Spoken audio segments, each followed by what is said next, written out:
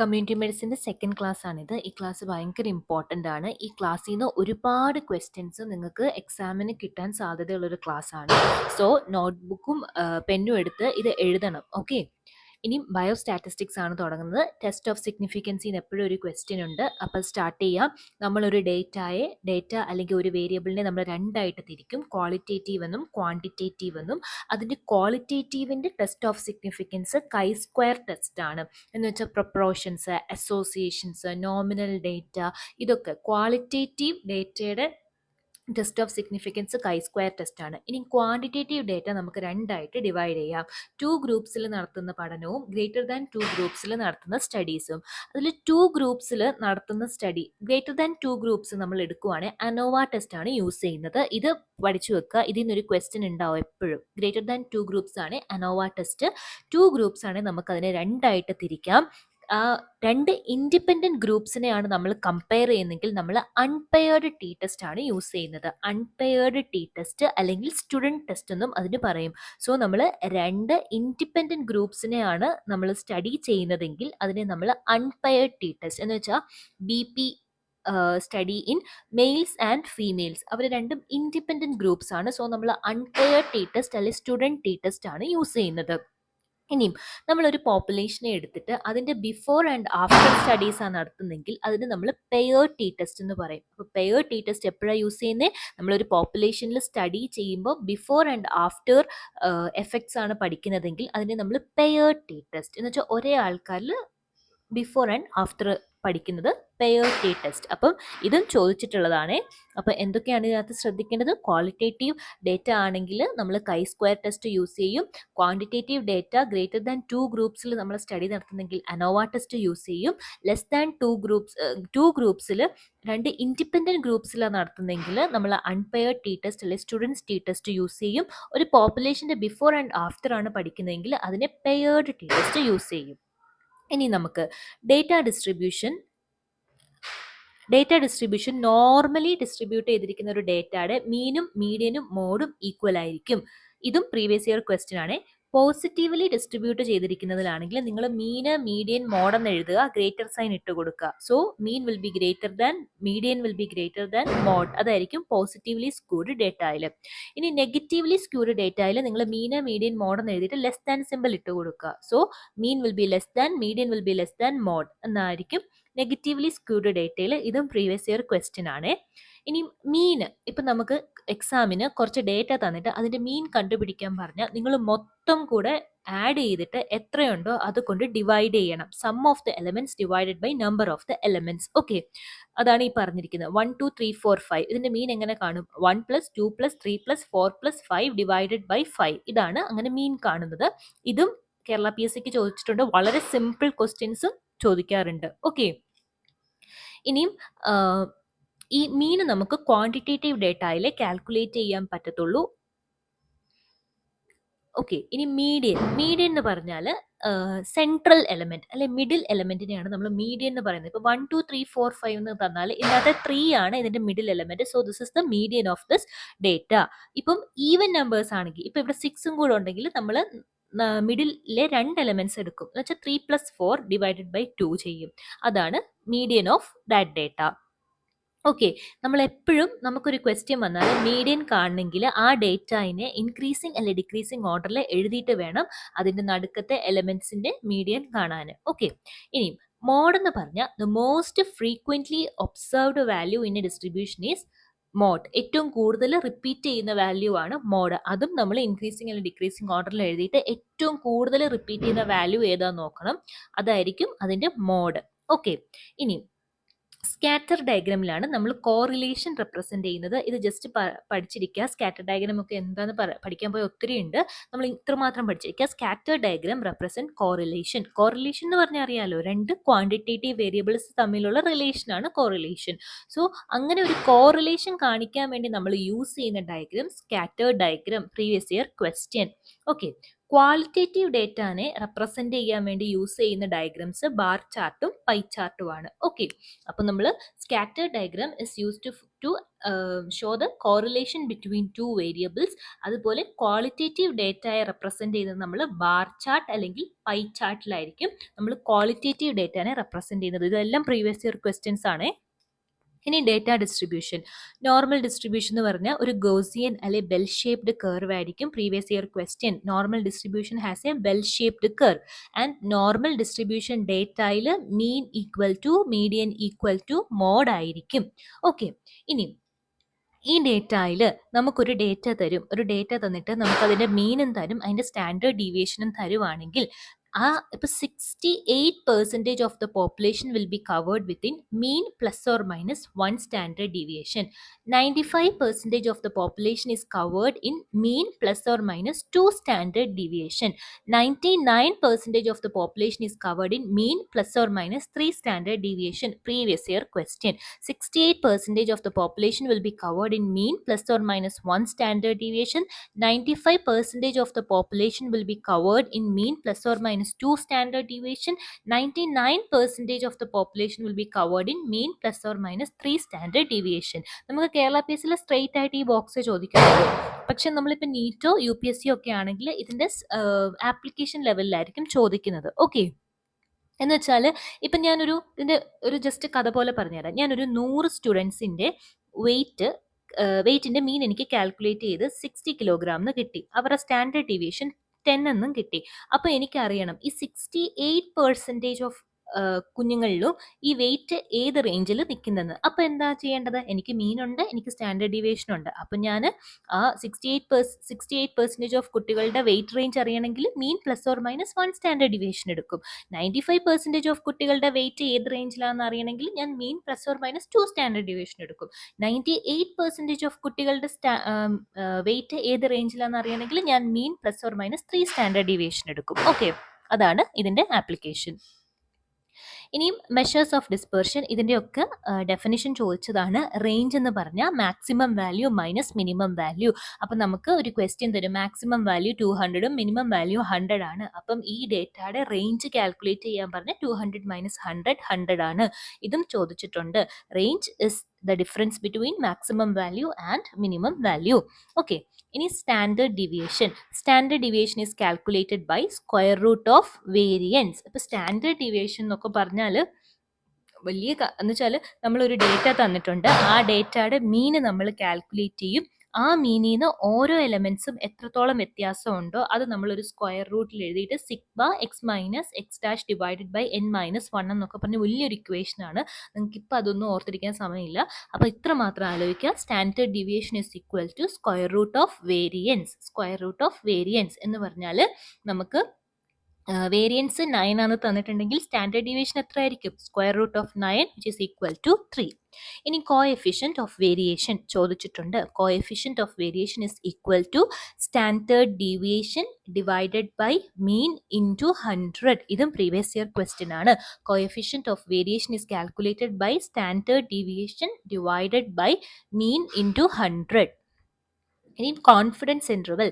95% of confidence interval is equal to mean plus or minus 2 standard error. ഈ definitions മാത്രം നിങ്ങൾ ആലോചിച്ച് വെക്കുക. ബാക്കി നിങ്ങൾക്ക് ക്വസ്റ്റ്യനിൽ കേരള പി സിയുടെ ക്വസ്റ്റ്യനിൽ ലെങ്തി ലൈൻ ആയിട്ടായിരിക്കും തരുന്നത്. പക്ഷേ ഈ ഇക്വേഷൻ അറിയാമെങ്കിൽ നിങ്ങൾക്ക് അതിൽ നിന്ന് റൂൾ ഔട്ട് ചെയ്ത് എഴുതാൻ പറ്റും. So confidence interval is equal to mean plus or minus 2 standard error. Okay, 95% of confidence interval is equal to mean plus or minus 2 standard error ആണ്. ക്വസ്റ്റ്യനിൽ സ്റ്റാൻഡേർഡ് ഡീവിയേഷൻ തരുമായിരിക്കും, പക്ഷെ നമ്മൾ ആലോചിക്കണം 95% of confidence interval is equal to mean plus or minus 2 standard error ആണ്.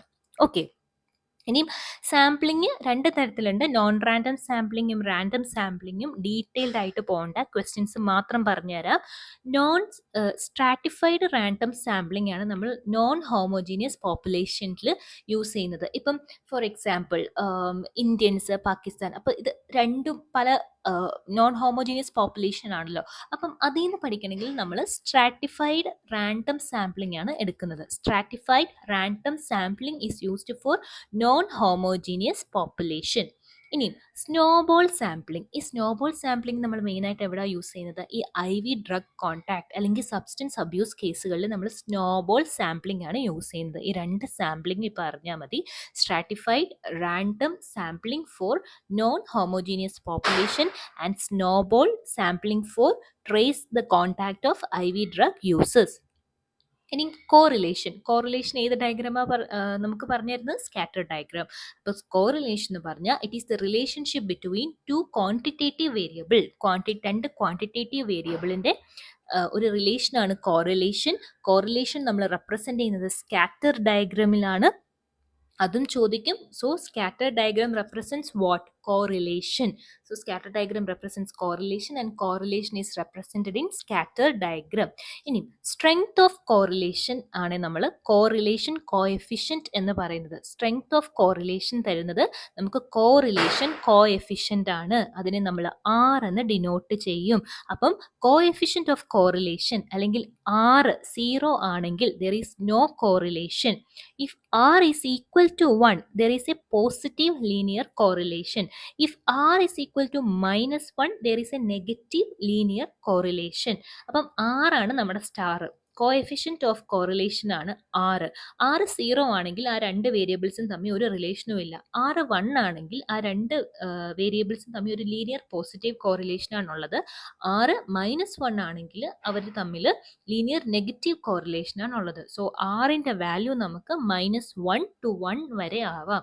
So coefficient of കോറിലേഷന്റെ value -1 to 1 വരെ ആവാം. ഈ ഓരോ പോയിന്റും പ്രീവിയസ് ഇയർ ക്വസ്റ്റ്യൻ ആയിരുന്നു കേട്ടോ. ഇനി റിഗ്രഷനും പ്രീവിയസ് ഇയർ ക്വസ്റ്റ്യൻ ആണ്. y is equal to a plus bx. ഒരു സ്ട്രേറ്റ് ലൈൻ്റെ ഇക്വേഷൻ പോലെ ആലോചിക്കുക. അതിൽ b ആണ് റിഗ്രഷൻ കോഎഫിഷ്യന്റ്. ഓക്കെ, y എന്ന് പറയുന്നത് ഡിപ്പെൻഡന്റ് വേരിയബിളും a എന്ന് പറയുന്നത് x എന്ന് പറയുന്നത് ഇൻഡിപെൻഡന്റ് വേരിയബിളും ആണ്. a എന്ന് പറയുന്നത് കോൺസ്റ്റന്റും b എന്ന് പറയുന്നതാണ് റിഗ്രഷൻ കോഎഫിഷ്യന്റ്.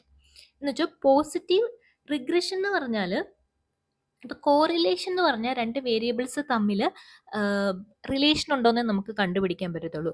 റിഗ്രഷൻ എന്ന് പറഞ്ഞാൽ ആ രണ്ട് വേരിയബിൾസും തമ്മിൽ എന്തുമാത്രം കോറിലേഷൻ ഉണ്ട്, ഹൗ മച്ച് ക്വാണ്ടിറ്റേറ്റീവ് ആയിട്ട് നമുക്ക് കണ്ടുപിടിക്കാനാണ് റിഗ്രഷൻ യൂസ് ചെയ്യുന്നത്. കോറിലേഷൻ എന്ന് പറഞ്ഞാൽ രണ്ട് വേരിയബിൾസും തമ്മിൽ റിലേഷൻ ഉണ്ടോയെന്നേ അറിയാൻ പറ്റത്തുള്ളൂ. റിഗ്രഷൻ എന്ന് പറഞ്ഞാൽ എത്രത്തോളം ആ രണ്ട് വേരിയബിൾസും തമ്മിൽ റിലേഷൻ ഉണ്ടെന്ന് അറിയുന്നതാണ് regression. Okay, so regression predict the amount of change of y with respect to x. Okay, amount of change of y with respect to x എന്ന് വെച്ചാൽ ഒരു വേരിയബിൾ മറ്റേ വേരിയബിളുമായിട്ട് എങ്ങനെ മാറിപ്പോകുന്നു അല്ലെങ്കിൽ എത്രമാത്രം അവർക്ക് കോറിലേഷൻ വരുന്നു എന്നുള്ളതാണ് നമ്മുടെ regression. So regression predict the amount of change of y with respect to x. ഇനി type of regression according to variable. Okay, dependent വേരിയബിളിനെ നമ്മൾ എടുത്തു. ആ ഡിപ്പെൻഡൻറ്റ് വേരിയബിൾ ക്വാണ്ടിറ്റേറ്റീവ് ക്വാളിറ്റേറ്റീവ് ആയിട്ട് തിരിച്ചു. അത് ക്വാണ്ടിറ്റേറ്റീവ് വേരിയബിൾ ആണെങ്കിൽ നമ്മൾ ലീനിയർ റിഗ്രഷൻ യൂസ് ചെയ്യും. ക്വാളിറ്റേറ്റീവ് ആണെങ്കിൽ ലോജിസ്റ്റിക് യൂസ് ചെയ്യും. എൽ എന്ന് ആലോചിക്കുക. എൽ ക്വാളിറ്റേറ്റീവ് ആണ് ലോജിസ്റ്റിക് റിഗ്രഷൻ യൂസ് ചെയ്യും. ക്വാണ്ടിറ്റേറ്റീവ് ആണ് ലീനിയർ റിഗ്രഷൻ യൂസ് ചെയ്യും. ഓക്കെ, ഇത്രയും ഇവിടെ അറിഞ്ഞിരിക്കുക. ബാക്കി നിങ്ങൾ ഇവിടെ പഠിക്കണം എന്നില്ല കേട്ടോ. ഇനിയും ഹൈപ്പോത്തസിസ് ടെസ്റ്റിംഗ്, ഇപ്പം എനിക്കൊരു സ്റ്റഡി നടത്തണം. ഇനി ഞാൻ ആ സ്റ്റഡിയിൽ നിന്ന് ഞാൻ എങ്ങനെയാണ് ഓരോ ഇൻഫറൻസ് ഉണ്ടാക്കുന്നതെന്ന് പറഞ്ഞു തരാം. ഞാനൊരു സ്റ്റഡി നടത്തണമെങ്കിൽ ഞാൻ രണ്ട് ഹൈപ്പോത്തസിസ് എടുക്കും, നൾ ഹൈപ്പോത്തസിസും ഓൾട്ടർനേറ്റ് ഹൈപ്പോത്തസിസും. ആദ്യം ഞാൻ നൾ ഹൈപ്പോത്തസിസ് പ്രപ്പോസ് ചെയ്യും. എന്ന് വെച്ചാൽ no difference between the study എന്ന് വെച്ചാൽ ഞാൻ രണ്ട് ഗ്രൂപ്പ് എടുക്കും. നൾ ഹൈപ്പോത്തസിസിൽ ഞാൻ പഠനം നടത്തുകയാണ്. ഒരു പോപ്പുലേഷനിൽ പഠനം നടത്തിയിട്ട് ഞാൻ പറയുകയാണ്, ഒരാൾക്ക് ട്രീറ്റ്മെൻറ്റ്, ഒരു പോപ്പുലേഷനിൽ ഒരു പാർട്ടിന് ഞാൻ ട്രീറ്റ്മെൻറ്റ് കൊടുത്തു, ഒരു പാർട്ടിന് ട്രീറ്റ്മെൻറ്റ് കൊടുത്തില്ല. എന്നിട്ട് ഞാൻ പറയാണ് ഈ ട്രീറ്റ്മെൻറ്റും പ്ലാസിബോയും തമ്മിൽ വലിയ വ്യത്യാസമൊന്നും ആ പോപ്പുലേഷനിൽ ഇല്ല എന്ന് പറയുന്നതാണ് നൾ ഹൈപ്പോത്തസിസ്. മറിച്ച് ട്രീറ്റ്മെൻറ്റ് കൊടുക്കുമ്പോൾ കുറച്ച് ചേഞ്ചസ് ഉണ്ട് എന്ന് പറയുന്നതാണ് ഓൾട്ടർനേറ്റ് ഹൈപ്പോത്തസിസ്. ഓക്കെ, ഇനി നമുക്ക് ടൈപ്പ് 1 എറേഴ്സിനെ കുറിച്ച് പഠിക്കാം. ടൈപ്പ് 1 എറർ എന്ന് പറഞ്ഞാൽ ഫോൾസ് പോസിറ്റീവ് എറർ ആണ്. എന്ന് പറഞ്ഞാൽ നമ്മളിപ്പം നൾ ഹൈപ്പോത്തസിസ് എടുത്തു, ഓൾട്ടർനേറ്റ് ഹൈപ്പോത്തസിസും എടുത്തു. ഞാൻ പഠനം നടത്തി കഴിഞ്ഞിട്ട് എൻ്റെ നൾ ഹൈപ്പോത്തസിസ് ആയിരുന്നു ശരി. അപ്പം ഞാൻ ആ നൾ ഹൈപ്പോത്തസിസിനെ അറിയാതെ ഒമിറ്റ് ചെയ്തിട്ട് ഓൾട്ടർനേറ്റ് ഹൈപ്പോത്തസിസിനെ എടുത്തു. അപ്പോൾ എനിക്ക് അവിടെ ഒരു എറർ വന്നു. എറർ വന്നു എന്ന് പറഞ്ഞാൽ എനിക്കിതൊരു ഫോൾസ് പോസിറ്റീവ് എറർ വന്നു എന്ന് വെച്ചാൽ തെറ്റായിട്ടുള്ളൊരു എറർ വന്നു. അതാണ് ടൈപ്പ് 1 എറർ എന്ന് പറയുന്നത്. അപ്പോൾ ടൈപ്പ് 1 എററിൽ നൾ ഹൈപ്പോത്തസിസ് ശരിയായിരുന്നിട്ട് കൂടി ഞാൻ അതിനെ എടുക്കാതെ ഓൾട്ടർനേറ്റ് ഹൈപ്പോത്തസിസ് എടുത്തു. ഇത് നമ്മൾ ഒരു സ്റ്റഡി നടത്തുമ്പോൾ സ്വാഭാവികമാണ്. നമ്മൾ വലിയ സാമ്പിൾ സൈസിൽ പഠനം നടത്തുമ്പോഴത്തേക്കിനും നമുക്ക് കുഞ്ഞു കുഞ്ഞു എറേഴ്സ് വരുന്നത് സ്വാഭാവികമാണ്. ആ ഒരു എററാണ് ഈ ടൈപ്പ് 1 എറർ. ഞാൻ നൾ ഹൈപ്പോത്തസിസ് ശരിയായിരുന്നിട്ടും കൂടി ഓൾട്ടർനേറ്റ് ഹൈപ്പോത്തസിസ് എടുത്ത് ഒരു തെറ്റ് വരുത്തി, ഒരു എറർ വരുത്തി. ആ എററാണ് ടൈപ്പ് 1 എറർ. യൂഷ്വലി നമ്മൾ ആ ടൈപ്പ് 1 എറർ ഏത് സ്റ്റഡി എടുത്താലും ഒരു ലെസ് ദാൻ 5% നിൽക്കാൻ മാത്രം നമ്മൾ ആദ്യമേ തന്നെ ഞാൻ എൻ്റെ സ്റ്റഡിയിൽ എഴുതും, the study can have less than 5% of type 1 error. അത് സ്വാഭാവികമായിട്ട് ഉണ്ടാവുന്നുണ്ട്. ഓക്കെ, ഞാൻ സ്റ്റഡിയൊക്കെ നടത്തി. സ്റ്റഡി കഴിഞ്ഞിട്ട് എനിക്ക് പി വാല്യൂ കാൽക്കുലേറ്റ് ചെയ്യണം. ഐഡിയലി എൻ്റെ പി വാല്യൂ എൻ്റെ ആൽഫ എററിനെ ടൈപ്പ് 1 എററിനേക്കാളും കുറവായിരിക്കണം. എന്നാൽ മാത്രമേ എൻ്റെ സ്റ്റഡി ഒരു സിഗ്നിഫിക്കൻറ്റ് സ്റ്റഡിയാണെന്ന് പറയാൻ പറ്റത്തുള്ളൂ. ഓക്കെ, സോ ഞാൻ പി വാല്യൂ കാൽക്കുലേറ്റ് ചെയ്തു. പി വാല്യൂ കാൽക്കുലേറ്റ് ചെയ്യുമ്പം എൻ്റെ പി വാല്യൂ എൻ്റെ ടൈപ്പ് 1 എററിനേക്കാളും കുറവായിരിക്കണം. So it is the probability of type 1 error in study. P value is the probability of type 1 error in study. അപ്പം ഈ P value നമുക്ക് രണ്ടായിട്ട് തിരിക്കാം. ലെസ് ദാൻ 5%, മോർ ദാൻ 5%, അല്ലെങ്കിൽ പി വാല്യൂ ലെസ് ദാൻ 0.05 അല്ലെങ്കിൽ P value greater than 0.05. അപ്പം P value less than 0.05 ആണെങ്കിൽ മാത്രമേ എൻ്റെ സ്റ്റഡി സിഗ്നിഫിക്കൻ്റ് ആണെന്ന് പറയാൻ പറ്റത്തുള്ളൂ, എൻ്റെ സ്റ്റഡി അക്സെപ്റ്റഡ് ആവത്തുള്ളൂ, എൻ്റെ നൾ ഹൈപ്പോത്തസിസ് റിജക്റ്റ് ചെയ്യാൻ പറ്റത്തുള്ളൂ. So P value is the probability of type 1 error in the study. So P value less than 0.05 significant result ഉണ്ടെന്നാണ് അർത്ഥം. സോ സ്റ്റഡി അക്സെപ്റ്റഡ് ആവും, നൾ ഹൈപ്പോത്തസിസിനെ നമ്മൾ റിജക്റ്റ് ചെയ്യും. അതാണ് പി വാല്യൂവിൻ്റെ പ്രത്യേകത. ഇനി ടൈപ്പ് 2 എറർ അല്ലെ ബീറ്റ എറർ എന്ന് പറഞ്ഞാൽ ശരിക്കും ഓൾട്ടർനേറ്റ് ഹൈപ്പോത്തസിസ് കറക്റ്റ് ആയിരുന്നു, ഞാൻ നൾ ഹൈപ്പോത്തസിസിനെ എടുത്തു. മറ്റേതിൻ്റെ റിവേഴ്സൽ എന്ന് വെച്ചാൽ ഇതൊരു ഫോൾസ് നെഗറ്റീവ് എറർ ആണ്.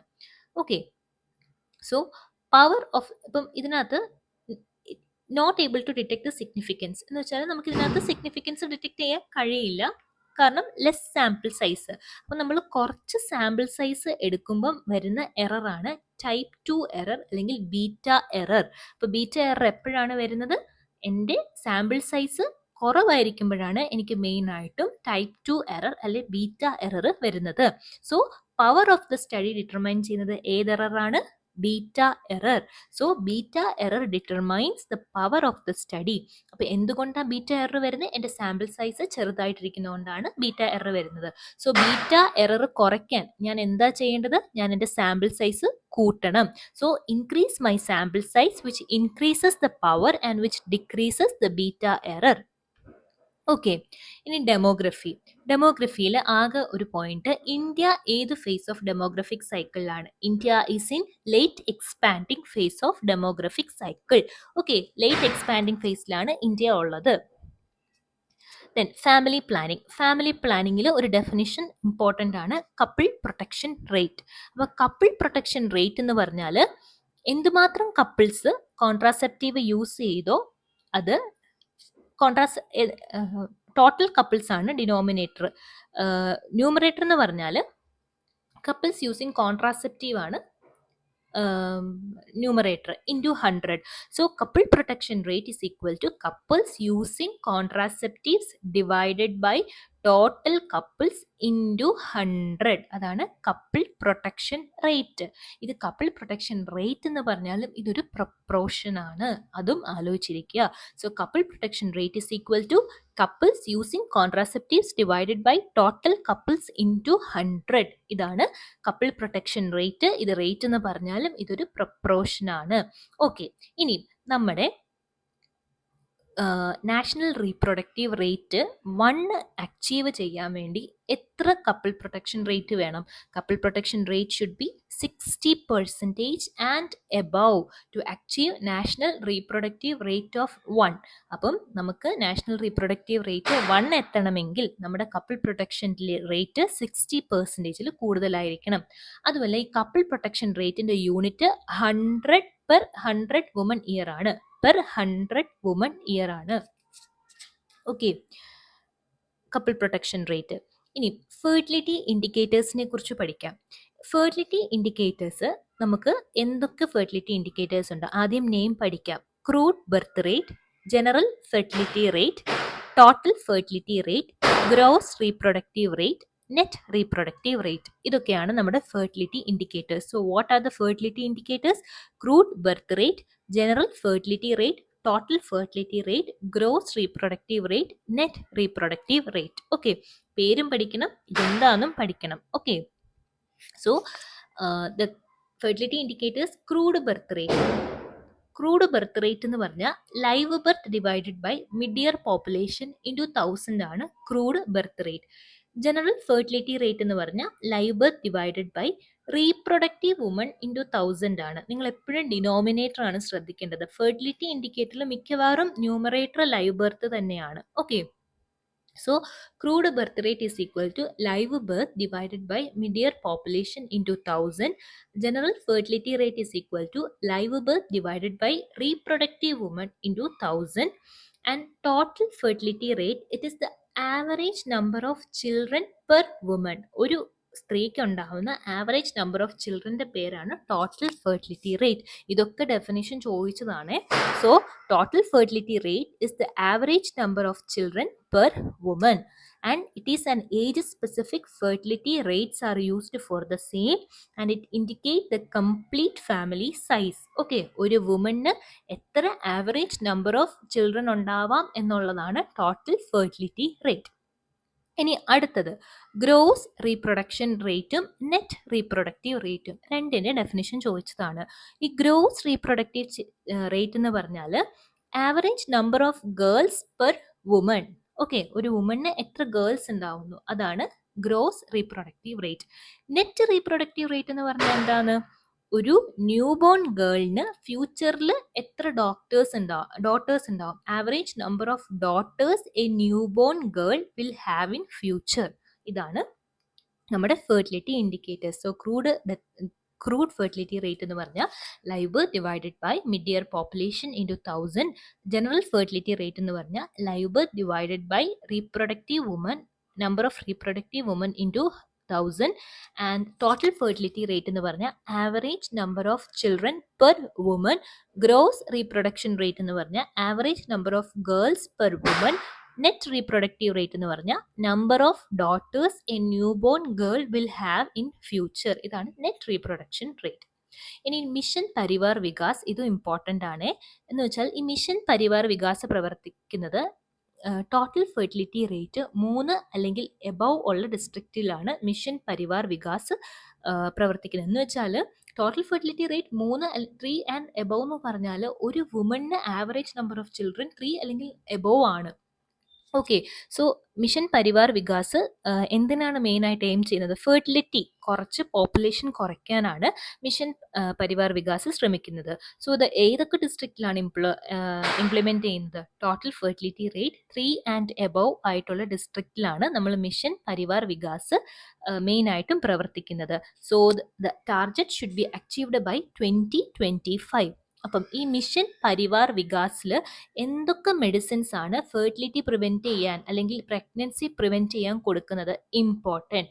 ഒന്ന് അന്തര എന്താണ്? DMPA, depot medroxyprogesterone acetate 150 milligram every 3 months. ഓരോ 3 മാസം കൂടുമ്പോഴും IM-ആയിട്ട് DMPA 150 milligram IM-ആയിട്ട് ഇൻ എവറി 3 months കൊടുക്കും. അന്തര, and it is safe in pregnancy.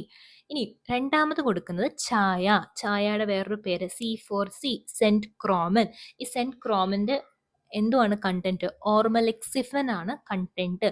And it is a non steroidal OCP. Oral contraceptive പില്ലിൽ നോൺ സ്റ്റിറോയിഡിൽ ഓറൽ കോൺട്രാസെപ്റ്റീവ് പില്ലാണ് centchroman and it is an SCRM, selective oestrogen receptor modulator. Okay, then എങ്ങനെയാണ് നമ്മൾ ചായ അല്ലെങ്കിൽ സെൻക്രോമൻ അല്ലെങ്കിൽ ഓർമലക്സിഫൻ കഴിക്കുന്നത്? 1 pill twice a week for first 3 months. ആദ്യത്തെ 3 മാസത്തേക്ക് ഒരാഴ്ചയിൽ 2 എണ്ണം വെച്ച് കഴിക്കുക. പിന്നെ 3 മാസം കഴിയുമ്പോൾ ആഴ്ചയിൽ ഓരോ പില്ല് വെച്ച് കഴിക്കുക. അതാണ് ചായയുടെ dose. Okay, so Mission Parivar Vigas is implemented in district with total fertility rate of 3 and above, and the target should be achieved by 2025. Mission Parivar Vigas എന്തൊക്കെ കൊടുക്കും? അന്തരയും കൊടുക്കും, ചായയും കൊടുക്കും. അന്തര എന്ന് പറഞ്ഞാൽ DMPA 150 milligram IM ആയിട്ട് എവറി 3 months കൊടുക്കും. It is safe in pregnancy. ചായ എന്ന് പറഞ്ഞാൽ സെൻക്രോമൻ അല്ലെ ഓർമലക്സിഫൻ, അതൊരു നോൺ സ്റ്റിറോയിഡൽ OCP ആണ്, അല്ലെങ്കിൽ അതൊരു സെലക്റ്റീവ് ഈസ്ട്രജൻ റിസപ്റ്റർ മോഡുലേറ്റർ ആണ്. ആദ്യത്തെ 3 months ഒരാഴ്ച 2 എണ്ണം വെച്ച് കഴിക്കണം. 3 months കഴിയുമ്പോഴത്തേക്കിനും ആഴ്ചയിൽ ഓരോന്ന് വെച്ച് കഴിച്ചാൽ മതി. ഇനി കോൺട്രാസെപ്റ്റീവ് എഫിഷ്യൻസി അളക്കുന്നത് 2 ഇൻഡിക്കേറ്റേഴ്സ് വെച്ചാണ്. ഒന്ന് ഒരു പേൾ ഇൻഡെക്സും ഒന്ന് ഒരു ലൈഫ് ടേബിൾ അനാലിസിസും. അതിൽ ലൈഫ് ടേബിൾ അനാലിസിസ് ആണ് ഏറ്റവും ബെസ്റ്റ് ആയിട്ടുള്ള ഇൻഡിക്കേറ്റർ ഫോർ കോൺട്രാസെപ്റ്റീവ് എഫിഷ്യൻസി. അപ്പം 2 എണ്ണമാണ് കോൺട്രാസെപ്റ്റീവ് എഫിഷ്യൻസിക്ക് യൂസ് ചെയ്യുന്നത്. ഒന്ന് പേൾ ഇൻഡെക്സും ഒന്ന് ലൈഫ് ടേബിൾ അനാലിസിസും. അതിൽ പേൾ ഇൻഡെക്സ് ഭയങ്കര ഇമ്പോർട്ടൻ്റ് ആണ്, പക്ഷേ ലൈഫ് ടേബിൾ അനാലിസിസ് ആണ് ഏറ്റവും best indicator for contraceptive efficiency. So Pearl index എന്ന് പറഞ്ഞാൽ number of accidental pregnancy divided by number of womens using the contraceptive into number of months they are using the contraceptive the whole into 1200. ഇതാണ് pearl index. Just simple ആയിട്ട് പറഞ്ഞാൽ accidental pregnancy divided by woman into months into 1200, അല്ലെങ്കിൽ accidental pregnancy divided by WM എന്ന് ആലോചിക്കുക, woman into months the whole into 1200. Okay, അതിൻ്റെ ഒരു കാൽക്കുലേഷനാണ് ഈ പറയുന്നത്. സമയമുള്ളവർ വായിച്ചു നോക്കുക. ഇതിൽ പറയുന്നത് 100 കപ്പിൾസ് ഉള്ളതിൽ 2 വർഷത്തേക്കിന് അവർ കോൺട്രാസെപ്റ്റീവ് യൂസ് ചെയ്തതിൽ 20 കപ്പിൾസ് ആക്സിഡൻ്റലി പ്രഗ്നൻ്റ് ആയി. അപ്പോൾ പേൾ ഇൻഡെക്സ് കാൽക്കുലേറ്റ് ചെയ്യാൻ. സോ ആക്സിഡൻ്റലി പ്രഗ്നൻ്റ് ആയവരുടെ എണ്ണം എത്രയാണ്? 20 ഡിവൈഡഡ് ബൈ എത്ര വുമൺ യൂസ് ചെയ്തു? 100 വുമൺ യൂസ് ചെയ്തു. എത്ര വർഷത്തേക്കിന് യൂസ് ചെയ്തു? 2 വർഷം. 2 വർഷം എന്ന് വെച്ചാൽ എത്ര മാസം? 2 × 12 months. അപ്പോൾ അങ്ങനെ കാൽക്കുലേറ്റ് ചെയ്യുമ്പോൾ നമുക്ക് ഉത്തരം കിട്ടും. അതുമല്ലെങ്കിൽ നമ്മൾ പെർ 100 വുമൺ ഇയറിലും കാൽക്കുലേറ്റ് ചെയ്യാൻ പറ്റും. ഓക്കെ, സമയമുള്ളവർ വായിച്ചു നോക്കുക. അല്ലാത്തവർ പേൾ ഇൻഡെക്സിൻ്റെ ഡെഫിനിഷൻ മാത്രം പഠിക്കുക. ലൈഫ് ടേബിൾ അനാലിസിസ് ആണ് best indicator for contraceptive efficiency എന്നും പഠിക്കുക. ഓക്കെ, ഇനിയും സ്ക്രീനിങ്ങിൽ നമുക്ക് 2 വേർഡ്സ് ഇമ്പോർട്ടൻ്റ് ആണ്. ഒന്ന് പ്രസിഷൻ അല്ലെങ്കിൽ കൺസിസ്റ്റൻസി അല്ലെങ്കിൽ റിപ്പീറ്റബിലിറ്റി അല്ലെങ്കിൽ റിലയബിലിറ്റി എന്ന് പറയും. പ്രസിഷൻ. അപ്പം ഒരു സ്ക്രീനിങ് മെത്തേഡ് പ്രിസൈസ് ആണെന്ന് പറയണമെങ്കിൽ എന്താണ് അതിൻ്റെ ക്രൈറ്റീരിയ? നമ്മൾ എത്ര തവണ ചെയ്താലും അതിന് ഒരേ വാല്യൂ കിട്ടണം. അതിനെയാണ് നമ്മൾ പ്രിസൈസ്, റിപ്പീറ്റബിലിറ്റി, റിലയബിലിറ്റി അല്ലെ കൺസിസ്റ്റൻസി എന്നൊക്കെ പറയുന്നത്. So when will you say A screening is precise? So എത്ര തവണ ചെയ്താലും ഒരേ വാല്യൂ കിട്ടുവാണെങ്കിൽ നമ്മൾ ആ സ്ക്രീനിങ് ടെസ്റ്റ് പ്രിസൈസ് ആണെന്ന് പറയത്തുള്ളൂ. പ്രിസൈസിൻ്റെ വേറെ വേർഡ്സ് എന്തൊക്കെയാ? Precision, consistency, repeatability, reliability. Okay, so എന്തുകൊണ്ടൊക്കെ നമുക്ക് പ്രിസിഷൻ വേരി ചെയ്യാം? നമ്മുടെ സബ്ജക്റ്റ് വേരി ചെയ്യുമ്പോൾ പ്രിസിഷൻ വേരി ചെയ്യാം, ഇൻസ്ട്രുമെൻ്റ് വേരി ചെയ്യുമ്പോൾ പ്രിസിഷൻ വേരി ചെയ്യാം, ഒബ്സർവേഷണൽ വേരിയേഷൻസും ഉണ്ടാകും. So what are the variations in precision? Subject variation, instrumental variations and observational variation. Okay, ഇനി പ്രെഡിക്റ്റീവ് വാല്യൂ. ഇതും കേരള PSCക്ക് ചോദിച്ചതാണേ. So predictive value predict the diagnostic power of a test. ഒരു ടെസ്റ്റിൻ്റെ diagnostic പവറിനെ കാണിക്കുന്നതാണ് predictive value. So predictive value determines the diagnostic power of A test. Okay, ഒരു ടെസ്റ്റിൻ്റെ diagnostic പവറിനെ determine ചെയ്യുന്നത് ആരാണ്? Predictive value. Predictive value determines the diagnostic power of A test. നമ്മൾ predictive വാല്യൂവിനെ 2 ആയിട്ട് divide ചെയ്തിട്ടുണ്ട്. Positive predictive value, negative predictive value. ഇനി positive predictive value എന്ന് പറഞ്ഞാൽ ഞാൻ ഒരാൾക്ക് ഒരു ടെസ്റ്റ് ചെയ്തു, ആ ടെസ്റ്റ് പോസിറ്റീവായിട്ട് വന്നു അയാൾക്ക്. സോ ആ പോസിറ്റീവ് ടെസ്റ്റിൽ വരുന്ന ആൾക്കാരിൽ എത്ര പേർക്ക് ശരിക്കും ഡിസീസ് ഉണ്ടോ, അതാണ് positive predictive value. So positive predictive value എന്ന് പറഞ്ഞാൽ when the test results are positive we look for the probability of having a disease after the test is positive. എന്ന് വെച്ചാൽ ടെസ്റ്റ് പോസിറ്റീവ് ആയ ആൾക്കാരിൽ എത്ര പേർക്ക് ശരിക്കും ഡിസീസ് ഉണ്ടെന്ന് പ്രിഡിക്റ്റ് ചെയ്യുന്നതിനെയാണ് പോസിറ്റീവ് പ്രിഡിക്റ്റീവ് വാല്യൂ എന്ന് പറയുന്നത്. ഫോർ എക്സാമ്പിൾ, ഇപ്പോൾ ഞാൻ ഒരു ടെസ്റ്റ് ചെയ്തു. ഇപ്പോൾ ഞാൻ HbSAg ടെസ്റ്റ് ചെയ്തു, അത് പോസിറ്റീവായിട്ട് വന്നു. അത് ഞാനൊരു പോപ്പുലേഷനിൽ പഠിക്കാന്നിരിക്കട്ടെ. ആ പോസിറ്റീവായിട്ട് വന്ന് ആൾക്കാരുടെ പേരൊക്കെ ഞാൻ ഒരിടത്ത് എഴുതി വെച്ചു. എന്നിട്ട് ഞാൻ പ്രെഡിക്റ്റ് ചെയ്യാണ് ഇതിൽ എത്ര പേർക്ക് ആക്ച്വലി ഡിസീസ് ഉണ്ടെന്ന് ഈ ടെസ്റ്റിന് പ്രെഡിക്റ്റ് ചെയ്യാൻ പറ്റുമോ നോക്കുകയാണ്. അതാണ് positive predictive value. For example, ഈ ടെസ്റ്റിന്റെ പോസിറ്റീവ് പ്രിഡിക്റ്റീവ് വാല്യൂ ജസ്റ്റ് 50 ഉള്ളൂ എന്ന് വിചാരിക്കുക. എന്ന് വെച്ചാൽ എന്താ, ഇപ്പൊ എനിക്ക് 100 പേർക്ക് ടെസ്റ്റ് പോസിറ്റീവ് ആയിരിക്കട്ടെ. അപ്പൊ ആ 100 പേരിൽ ശരിക്കും 50 പേർക്ക് മാത്രമേ കറക്റ്റ് ആയിട്ട് ഡിസീസ് ഉള്ളൂ. സോ പോസിറ്റീവ് പ്രിഡിക്റ്റീവ് വാല്യൂ അതാണ്. ഇനി നെഗറ്റീവ് പ്രിഡിക്റ്റീവ് വാല്യൂ എന്ന് പറഞ്ഞാൽ probability of not having a disease after the negative test results. Okay, അതാണ് നെഗറ്റീവ് പ്രിഡിക്റ്റീവ് വാല്യൂ എന്ന് പറഞ്ഞാൽ ഇപ്പം ഞാൻ 100 പേരെ ടെസ്റ്റ് ചെയ്തു. എൻ്റെ നെഗറ്റീവ് പ്രിഡിക്റ്റീവ് വാല്യൂ 70 ആണെന്നിരിക്കട്ടെ. എന്ന് വെച്ചാൽ ആ 100 പേര് നെഗറ്റീവ് ആണ് ടെസ്റ്റ് ചെയ്തതിൽ 70 പേർക്ക് മാത്രമേ ഡിസീസ് ഇല്ലാത്തേ ഉള്ളൂ. ബാക്കി 30 പേർക്ക് ഡിസീസ് ഉണ്ട്. അതാണ് probability of not having a disease after negative test result. Okay, so ഈ പോസിറ്റീവ് പ്രെഡിക്റ്റീവ് വാല്യൂ എന്ന് പറഞ്ഞാൽ ടെസ്റ്റ് റിസൾട്ട് പോസിറ്റീവ് ആയവർക്ക് എത്ര പേർക്ക് ഡിസീസ് ഉണ്ട് എന്നറിയുന്നതാണ് positive predictive value. Negative predictive value എന്ന് പറഞ്ഞാൽ ടെസ്റ്റ് നെഗറ്റീവ് ആയവർക്ക് ആക്ച്വലി എത്ര പേർക്ക് ഡിസീസ് ഇല്ല എന്ന് അറിയിക്കുന്നതാണ് നെഗറ്റീവ് പ്രെഡിക്റ്റീവ് വാല്യൂ. അപ്പോൾ ഈ പോസിറ്റീവ് പ്രെഡിക്റ്റീവ് വാല്യൂവിൽ ബാക്കിയുള്ള ആൾക്കാർ, ടെസ്റ്റ് പോസിറ്റീവ് ആയ ബാക്കിയുള്ള ആൾക്കാരെ നമ്മൾ ഫോൾസ് പോസിറ്റീവ് എന്ന് പറയും. നെഗറ്റീവ് പ്രെഡിക്റ്റീവ് വാല്യൂവിൽ ബാക്കിയുള്ള നെഗറ്റീവ്സിനെ നമ്മൾ ഫോൾസ് നെഗറ്റീവ്സ് എന്നും പറയും. ഓക്കെ, ഈ വേർഡ്സ് ഒക്കെ ഭയങ്കര ഇമ്പോർട്ടൻ്റ് ആണ്. ഇനി positive predictive value is inversely proportional to false positive. എന്ന് വെച്ചാൽ ഫോൾസ് പോസിറ്റീവ് കുറഞ്ഞാൽ നമ്മുടെ പോസിറ്റീവ് പ്രെഡിക്റ്റീവ് വാല്യൂ കുറയും എന്നാണ് ഇതിനർത്ഥം. So positive predictive value is inversely proportional to false positive. Okay, അടുത്ത വേർഡാണ് വാലിഡിറ്റി. ഇതും ചോദിച്ചിട്ടുണ്ട്. വാലിഡിറ്റി എന്ന് പറഞ്ഞാൽ നമ്മൾ സ്ക്രീനിങ് ടെസ്റ്റ് വഴി നമുക്ക് കുറച്ച് പോസിറ്റീവ്സിനെ കിട്ടി. അത് നമ്മൾ ഡയഗ്നോസ്റ്റിക് ടെസ്റ്റ് വഴി കൺഫേം ചെയ്ത് കിട്ടുന്ന വാല്യൂസിനെയാണ് നമ്മൾ വാലിഡിറ്റി എന്ന് പറയുന്നത്.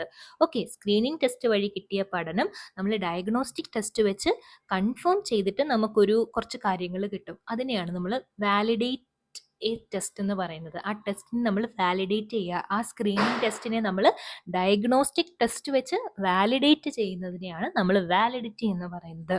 സോ വാലിഡിറ്റിക്ക് 2 കമ്പോണൻസ് ഉണ്ട്, സെൻസിറ്റിവിറ്റി എന്നും സ്പെസിഫിസിറ്റി എന്നും ഉണ്ട്. ഇതൊക്കെ കേരള PSCയിൽ ചോദിച്ചതാണ്. ഇനി ഈ സെൻസിറ്റിവിറ്റി സ്പെസിഫിസിറ്റി അറിയാൻ ഞാനൊരു കോളം വരച്ചു. ഈ കോളം വരച്ചതിൽ എനിക്ക് ഡയഗ്നോസ്റ്റിക് ടെസ്റ്റും ഉണ്ട്, സ്ക്രീനിങ് ടെസ്റ്റും ഉണ്ട്. എനിക്ക് ഈ സ്ക്രീനിങ് ടെസ്റ്റ് ആണല്ലോ വാലിഡേറ്റ് ചെയ്യേണ്ടത്. സോ ഞാൻ വാലിഡേറ്റ് ചെയ്യാൻ പോവാ. എങ്ങനെയാണ് ഞാൻ വാലിഡേറ്റ് ചെയ്യുന്നത്? ഇപ്പം എനിക്കൊരു സ്ക്രീനിങ് ടെസ്റ്റ് ഉണ്ട്. ഈ സ്ക്രീനിങ് ടെസ്റ്റിനെ എനിക്ക് ഒരു ഡയഗ്നോസ്റ്റിക് ടെസ്റ്റ് വെച്ച് വാലിഡേറ്റ് ചെയ്യണം. ഓക്കെ, ഞാൻ അതിന് ഒരു 1000 പോപ്പുലേഷൻ എടുത്തെന്നിരിക്കട്ടെ. 1000 പോപ്പുലേഷൻ്റെ സ്റ്റഡിയാണ് എടുത്തത്. അപ്പോൾ എനിക്ക് സ്ക്രീനിങ് ടെസ്റ്റ് പോസിറ്റീവായി സ്ക്രീനിങ് ടെസ്റ്റ് നെഗറ്റീവായിട്ട് കിട്ടിയ ഒരു പോപ്പുലേഷൻ ഉണ്ട്. അതുകൂടാതെ എനിക്ക് ഡയഗ്നോസ്റ്റിക് ടെസ്റ്റ് പോസിറ്റീവായൊരു ഡയഗ്നോസ്റ്റിക് ടെസ്റ്റ് നെഗറ്റീവായ ഒരു പോപ്പുലേഷനും ഉണ്ട്. ഇത് മൊത്തം നമുക്ക് ഇവിടെ ഞാൻ ഒരു 100 ആൾക്കാരുണ്ടെന്ന് എടുത്തു. ഇവിടെ ഞാനൊരു 900 ആൾക്കാരാണ് എനിക്ക് നെഗറ്റീവ് ടെസ്റ്റ് മൊത്തത്തിൽ കിട്ടിയ ആൾക്കാരെന്നും എടുത്തു. ഇനി ഈ സ്ക്രീനിങ് ടെസ്റ്റ് പോസിറ്റീവായി ഡയഗ്നോസ്റ്റിക് ടെസ്റ്റും പോസിറ്റീവായ അവരെ നമ്മൾ ട്രൂ പോസിറ്റീവ്സ് എന്ന് പറയുന്നു. സ്ക്രീനിങ് ടെസ്റ്റ് പോസിറ്റീവായി ഡയഗ്നോസ്റ്റിക് നെഗറ്റീവായ അവരെ നമ്മൾ ഫോൾസ് പോസിറ്റീവ് എന്ന് പറയുന്നു. സ്ക്രീനിങ് ടെസ്റ്റ് നെഗറ്റീവാ പക്ഷേ ഡയഗ്നോസ്റ്റിക് ടെസ്റ്റ് പോസിറ്റീവായിട്ട് വന്നിട്ടുണ്ടെങ്കിൽ ഇതിനെ നമ്മൾ ഫോൾസ് പോസിറ്റീവ് എന്ന് പറയുന്നു, ഫോൾസ് നെഗറ്റീവ് എന്ന് പറയുന്നു. ഇനിയും ഇത് രണ്ടും നെഗറ്റീവ് ആണെങ്കിൽ നമ്മൾ ട്രൂ നെഗറ്റീവ്സ് എന്ന് പറയുന്നു. ഇതാണ് ഈ എഴുതിയേക്കുന്നത്. ഓക്കെ, നിങ്ങളിപ്പം ഇത്രയും പഠിക്കാൻ പറ്റിയില്ലെങ്കിലും ഇതറിഞ്ഞാൽ മതി. ഇപ്പോൾ സെൻസിറ്റിവിറ്റി എന്ന് പറഞ്ഞാൽ ability to detect the true positive. ഈ column ability to detect the true positive ആണ് sensitivity. Ability to detect the true positive ആണ് sensitivity, and ability to detect the true negative is known as specificity. ഇതാണ് രണ്ടെണ്ണം അറിയേണ്ടത്. So ഇതാണ് ഓരോ ലൈനായിട്ടും Kerala P S സിക്ക് ചോദിച്ചു. സെൻസിറ്റിവിറ്റി എന്ന് പറഞ്ഞാൽ ability to determine the true positive is sensitivity, and ability to determine the true negative is specificity. Okay, ഇനി സെൻസിറ്റിവിറ്റി എന്ന് പറഞ്ഞാൽ 1 - ഫോൾസ് നെഗറ്റീവ് ആണ്. എന്ന് വെച്ചാൽ ഇത് കിട്ടണമെങ്കിൽ 1 - 100 ഇവിടെ നമ്മൾ 1 എന്നങ്ങ് എടുത്താൽ മതി. 1 - ഫോൾസ് നെഗറ്റീവ് ആണ് സെൻസിറ്റിവിറ്റി. സ്പെസിഫിസിറ്റി എന്ന് പറഞ്ഞാൽ 1 - ഫോൾസ് പോസിറ്റീവ് ആണ് സ്പെസിഫിസിറ്റി. സോ ഒരു screening ideal property of A screening എന്ന് പറഞ്ഞാൽ എന്തായിരിക്കണം? സെൻസിറ്റിവിറ്റി. അപ്പോൾ ഒരു സ്ക്രീനിങ് നല്ലതാന്ന് പറയണമെങ്കിൽ നമുക്ക് സെൻസിറ്റിവിറ്റി കൂടുതലായിരിക്കണം. So the ideal property of screening test is sensitivity. അപ്പോൾ ഇവിടുന്ന് ചോദിച്ച 4 lines: sensitivity is the ability to detect the true positive, specificity is the ability to detect true negative, ideal property of a screening test is to have a high sensitivity. Sensitivity is equal to 1 - true false negative, and specificity is equal to 1 - false positive. ഇതാണ് ഇവിടുന്ന് ചോദിച്ച 5 lines. Okay, ഇനി നമുക്ക് ഹെൽത്തിനെ കുറിച്ച് പഠിക്കാം. ഇനി പഠിക്കാൻ പോകുന്നതും ഭയങ്കര ഇമ്പോർട്ടൻ്റ് ആയിട്ടുള്ള ഏരിയ ആണ്. ഹെൽത്ത് എന്ന് പറഞ്ഞാൽ എന്താണ് definition? It is a state of complete physical, mental, social wellbeing of a human being and not merely absence of a disease. അപ്പോൾ ഏതൊക്കെ കമ്പോണൻ്റ് ആണ് ഹെൽത്തിൽ നമ്മൾ യൂസ് ചെയ്തിരിക്കുന്നത്? Physical, mental, social. Okay, physical, mental, social wellbeing of a human being, അതാണ് നമ്മളിപ്പോൾ health എന്ന് പറയുന്നത്. ഇനി നമുക്ക് റേറ്റ്, റേഷ്യോ, പ്രൊപ്പോർഷനെ കുറിച്ച് പഠിക്കാം. റേറ്റ് എന്ന് പറഞ്ഞാൽ numerator is a part of denominator and rate will change with time. Time മാറുന്ന അനുസരിച്ച് റേറ്റും മാറും. ഒരേ എൻറ്റിറ്റീസ് ആണ് നമ്മൾ റേറ്റിൽ കമ്പയർ ചെയ്യുന്നത്. ഓക്കെ, സോ എന്താണ് റേറ്റ്? റേറ്റിൽ numerator is a part of denominator with change with time and same entities are compared. Example ഏതാ? Infant mortality rate. എന്താണ് നമ്മൾ ഇൻഫൻറ്റ് മോർട്ടാലിറ്റി റേറ്റിൽ കമ്പയർ ചെയ്യുന്നത്? Live birth, infant death divided by live birth into 1000. രണ്ടും കുഞ്ഞുങ്ങളുടെ തന്നെ അല്ലേ? അതാണ് infant death divided by live birth into 1000. നിങ്ങൾ ഡെഫിനിഷൻ പഠിക്കേണ്ട, ഞാൻ റേറ്റ് എന്താണെന്ന് മനസ്സിലാക്കി തരാനാണ്. Numerator will always be a part of denominator, rate will change with time and same entities are compared. 3 line ആലോചിക്കുക. Numerator is a part of denominator, rate will change with time, and same entities are used for comparison. ഇനി ratio. റേഷ്യോയിൽ numerator is not a part of denominator ആണ് ratio, and the comparison is between 2 different entities. 2 different entities compare ചെയ്യുന്നതിനാണ് നമ്മൾ ratio എന്ന് പറയുന്നത്. Example maternal mortality ratio എന്ന് പറഞ്ഞാൽ maternal death ന്യൂമറേറ്ററിലും live birth ഡിനോമിനേറ്ററിലും, എന്ന് വെച്ചാൽ അമ്മ മേളിലും ന്യൂമറേറ്ററിലും കുഞ്ഞ് താഴെ ഡിനോമിനേറ്ററിലും. അപ്പോൾ 2 ഡിഫറെൻറ്റ് എൻറ്റിറ്റി അല്ലേ? So and the numerator is not a part of denominator, അതാണ് റേഷ്യോ. ഇനിയും പ്രൊപ്പോർഷൻ. പ്രൊപ്പോർഷൻ എന്ന് പറഞ്ഞാലും numerator is a part of denominator and it is calculated at 1 point of time. ഞാൻ കപ്പിൾ പ്രൊട്ടക്ഷൻ റേറ്റ് പറഞ്ഞപ്പോൾ months പറഞ്ഞില്ലേ? So it is calculated at 1 point of time and calculation will be in percentage. Okay, പ്രൊപ്പോർഷനെ കുറിച്ച് 3 lines. Numerator is a part of denominator, calculated in percentage, and it is calculated at 1 point of time. ഇതാണ് proportion. Okay, ഇനിയും mortality indicators. ഇനി mortality ഇൻഡിക്കേറ്റേഴ്സിൻ്റെ പേര് ആദ്യം പഠിക്കാം. 1 life expectancy, 2 crude death rate, 3 specific death rate, 4 proportional mortality rate, 5 case fatality rate. Options തന്നിട്ട് ഇതിലേതാണ് mortality indicators അല്ലാത്തത് എന്ന് ക്വസ്റ്റ്യൻസ് ചോദിക്കുന്നുണ്ട് കേരള PSCയിൽ. ഓക്കെ, സോ മോർട്ടാലിറ്റി ഇൻഡിക്കേറ്റേഴ്സിൽ first life expectancy. Life expectancy എന്ന് പറഞ്ഞാൽ എന്താ? Average years of life lived. നമ്മൾ എത്ര കാലം ജീവിക്കുന്നു അതിൻ്റെ average years of life lived ആണ് life expectancy. And this life expectancy is a positive health indicator. So life expectancy is a positive health indicator. So average years of life lived ആണ് life expectancy and it is a positive health indicator. ഇനി crude death rate. Crude death rate determines the risk of death in a population. ഒരു പോപ്പുലേഷനിൽ risk of death calculate ചെയ്യുന്നത് crude death rate ആണ്. So crude death rate calculates the risk of death in a population and it is calculated by death during 1 year divided by mid-year population on July 1st into 1000. ഇങ്ങനെയാണ് crude death rate calculate ചെയ്യുന്നത്. അപ്പം ഇങ്ങനെ ആലോചിച്ചാൽ മതി, ഒട്ടും പഠിക്കാൻ പറ്റുന്നില്ലെങ്കിൽ crude death rate ആണല്ലോ. അപ്പം മേളിൽ നമ്മൾ ഡെത്ത് എടുക്കും, താഴെ നമ്മൾ mid year population on July 1st ആണ് എടുക്കുന്നത്. അതും ചോദിക്കും ഏത് ദിവസമാണ് എടുക്കുന്നതെന്ന്. July 1st mid year population എടുത്തിട്ട് ഇൻറ്റു 1000 കൊണ്ട് മൾട്ടിപ്ലൈ ചെയ്യുമ്പോൾ ക്രൂഡ് ഡെത്ത് റേറ്റ് കിട്ടും. ആ ക്രൂഡ് ഡെത്ത് റേറ്റ് നമുക്കൊരു പോപ്പുലേഷനിലുള്ള റിസ്ക് ഓഫ് ഡെത്തിനെ കാൽക്കുലേറ്റ് ചെയ്യാൻ സഹായിക്കും. ഓക്കെ, സോ ലൈഫ് എക്സ്പെക്റ്റൻസി എന്ന് പറഞ്ഞാൽ average years of life lived. Crude death rate എന്ന് പറഞ്ഞാൽ ഒരു പോപ്പുലേഷനിലുള്ള ഡെത്തിൻ്റെ റിസ്കിനെ കാൽക്കുലേറ്റ് ചെയ്യും. എങ്ങനെയാണ് കാൽക്കുലേറ്റ് ചെയ്യുന്നത്? ഡെത്ത് ഡ്യൂറിങ് 1 year, ഡെത്ത് മുകളിലെടുക്കണം, ഡിനോമിനേറ്ററിൽ mid year population on July 1st എടുക്കണം, ഇൻറ്റു 1000. ഓക്കെ, അടുത്തത് ഏജ് സ്പെസിഫിക് ഡെത്ത് റേറ്റ്. ആ സ്പെസിഫിക് ഡെത്ത് റേറ്റ് എന്ന് പറഞ്ഞാൽ നമ്മൾ പർട്ടിക്കുലർ അല്ലെങ്കിൽ ഒരു സ്പെസിഫിക് ഏജിന് അല്ലെങ്കിൽ ഒരു സ്പെസിഫിക് സെക്സിന് വേണ്ടി കാൽക്കുലേറ്റ് ചെയ്യുന്നതാണ് സ്പെസിഫിക് ഡെത്ത് റേറ്റ് എന്ന് പറയുന്നത്. So age specific death rate എന്ന് പറഞ്ഞാൽ ആ death in that category of age divided by mid year population of that category age into 1000. അതാണ് ഏജ് സ്പെസിഫിക് ഡെത്ത് റേറ്റ്. ഈ ഏജ് സ്പെസിഫിക് ഡെത്ത് റേറ്റും sex specific death റേറ്റും indicate the high risk death in different sub group. അപ്പം ഒരു ഗ്രൂപ്പിൽ ഏത് sub ഗ്രൂപ്പിനാണ് ഏറ്റവും കൂടുതൽ ഹൈ റിസ്ക് ഡെത്ത് ഉള്ളത് എന്ന് കാൽക്കുലേറ്റ് ചെയ്യാൻ വേണ്ടിയാണ് ഏജ് സ്പെസിഫിക് ഡെത്ത് റേറ്റ് അല്ലെങ്കിൽ sex specific death rates use ചെയ്യുന്നത്. ഓക്കെ, ഇനി ഡിസീസ് സ്പെസിഫിക് ഡെത്ത് റേറ്റും ഉണ്ട്. ഈ ഡിസീസ് സ്പെസിഫിക് ഡെത്ത് റേറ്റ് നമ്മൾ ടി ബിയിൽ യൂസ് ചെയ്യുന്നതാണ്, അതുകൊണ്ട് ഇത് ഇമ്പോർട്ടൻ്റ് ആണ്. ഡിസീസ് സ്പെസിഫിക് ഡെത്ത് റേറ്റ് എന്ന് പറഞ്ഞാൽ death due to that particular disease divided by mid year population into 1000. അതാണ് ഡിസീസ് സ്പെസിഫിക് ഡെത്ത് റേറ്റ്. അപ്പോൾ ഡിസീസ് സ്പെസിഫിക് ഡെത്ത് റേറ്റ് എന്ന് പറഞ്ഞാൽ നമ്മൾ ഇപ്പോൾ ടി ബി കൊണ്ട് എത്ര പേര് മരിച്ചു അത് ന്യൂമറേറ്ററിൽ divided by mid year population into 1000. ഇവിടെ മിഡ് ഇയർ പോപ്പുലേഷൻ ആണ് important. So disease specific death rate എന്ന് പറഞ്ഞാൽ death due to a particular disease divided by mid year population into 1000. അതാണ് ഡിസീസ് സ്പെസിഫിക് ഡെത്ത് റേറ്റ്. ഇനിയും proportional mortality റേറ്റും case fatality റേറ്റും ഇത് രണ്ടുമാണ് ഏറ്റവും കൂടുതൽ ക്വസ്റ്റ്യൻ വരുന്നത്. സോ പ്രൊപ്പോർഷണൽ മോർട്ടാലിറ്റി റേറ്റ് എന്ന് പറഞ്ഞാൽ death due to a particular disease divided by total death due to that disease into 100. അതാണ് പ്രൊപ്പോർഷണൽ മോർട്ടാലിറ്റി റേറ്റ് എന്ന് പറയുന്നത്.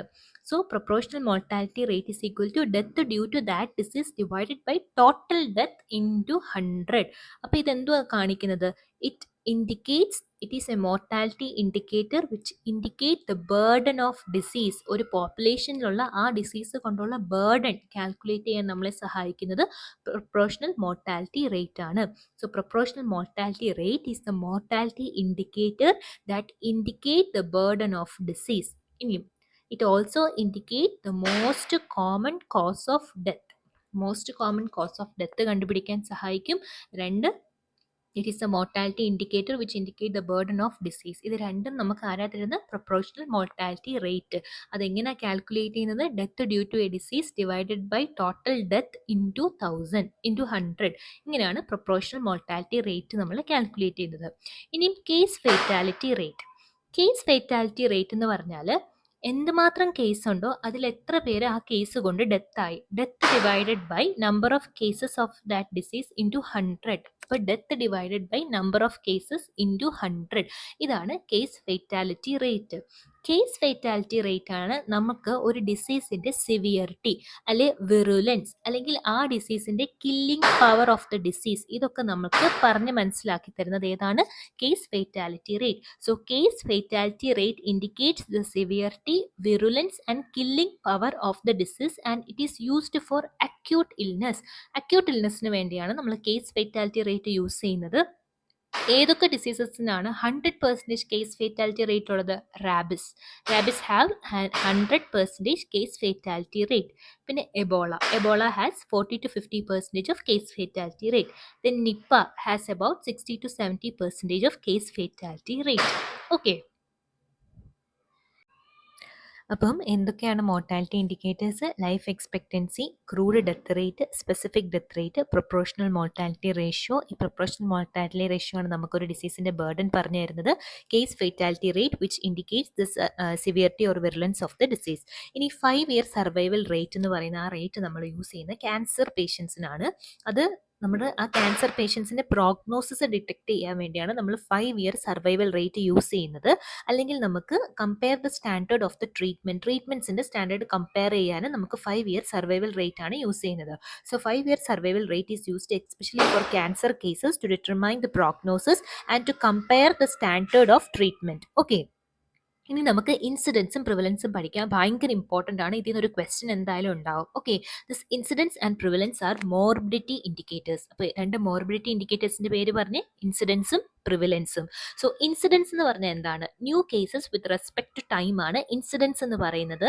എന്ന് വെച്ചാൽ new cases divided by the population at risk into 1,00,000, 100 1000 എന്ത് വേണേലും multiplier ആവാം. അത് ക്വസ്റ്റ്യനിൽ ചോദിക്കും. പെർ 100 കാൽക്കുലേറ്റ് ചെയ്യും, അല്ലെങ്കിൽ പെർ 1000 കാൽക്കുലേറ്റ് ചെയ്യുന്നത്. അതുകൊണ്ട് തന്നെ ഒരു സ്പെസിഫിക് മൾട്ടിപ്ലയർ ഈ ഇൻസിഡൻസിന് ഇല്ല. സോ നമ്മൾ പഠിക്കുന്നത് new cases divided by population at risk ആണ് ഇൻസിഡൻസ് എന്ന് പറയുന്നത്. ഫോളോ അപ്പ് ആവശ്യമാണ്. ഒരു ന്യൂ കേസ് കണ്ടുപിടിച്ചാൽ നമുക്ക് ആ ന്യൂ കേസിൻ്റെ ഫോളോ അപ്പ് ആവശ്യമാണ്. അതുകൊണ്ട് തന്നെ ഏത് സ്റ്റഡിയാണ് നമ്മൾ ഇൻസിഡൻസിന് വേണ്ടി യൂസ് ചെയ്യുന്നത്? Use cohort study which requires follow up for incidents. So incidents എന്ന് പറഞ്ഞാൽ new cases with respect to time ആണ് ഇൻസിഡൻസ് എന്ന് പറയുന്നത്. It is calculated by new cases divided by the population at risk into അത് എന്ത് വേണേലും ആ multiplier. Follow up is necessary for incidence. അതുകൊണ്ട് തന്നെ നമ്മൾ കൊഹാർട്ട് സ്റ്റഡിയാണ് ഇൻസിഡൻസിന് വേണ്ടി യൂസ് ചെയ്യുന്നത്. ഓക്കെ, പ്രിവലൻസ് എന്ന് പറഞ്ഞാൽ existing cases at one point of time. ഒരു പോയിന്റ് ഓഫ് ടൈമിൽ എന്തുമാത്രം എക്സിസ്റ്റിംഗ് കേസസ് ഉണ്ടോ അതിനെയാണ് നമ്മൾ പ്രിവലൻസ് എന്ന് പറയുന്നത്. പ്രിവലൻസ് കാൽക്കുലേറ്റ് ചെയ്യുന്നത് existing cases divided by total population into 100 ആണ് നമ്മൾ പ്രിവലൻസ് കാൽക്കുലേറ്റ് ചെയ്യുന്നത്. പെർസെൻറ്റേജ് ഓഫ് ഡിസീസ് അറിയണമെങ്കിൽ പ്രിവലൻസ് ആണ് വേണ്ടത്. ഇപ്പോൾ പ്രിവലൻസിൽ നമ്മൾ ഫോളോ അപ്പ് ചെയ്യുന്നില്ല. അതുകൊണ്ട് തന്നെ നമ്മളത് കേസ് ക്രോസ് സെക്ഷണൽ സ്റ്റഡിയാണ് പ്രിവലൻസിന് വേണ്ടി യൂസ് ചെയ്യുന്നത്. സോ പ്രിവലൻസ് കണ്ടുപിടിക്കാൻ വേണ്ടി യൂസ് ചെയ്യുന്ന സ്റ്റഡി ക്രോസ് സെക്ഷണൽ സ്റ്റഡിയും ഇൻസിഡൻസ് കണ്ടുപിടിക്കാൻ വേണ്ടി കൊഹോർട്ട് സ്റ്റഡിയുമാണ് യൂസ് ചെയ്യുന്നത്. Prevalence is equal to incidence into duration ആണ്. ഈ കോളത്തിൽ എഴുതിയിരിക്കുന്ന ഓരോ കാര്യങ്ങളും ഇമ്പോർട്ടൻ്റ് ആണ്. ഓക്കെ, സോ ഇൻസിഡൻസ് എന്ന് പറഞ്ഞാൽ new cases with respect to time ആണ്. ദെൻ പ്രിവലൻസ് എന്ന് പറഞ്ഞാൽ existing cases at one point of time.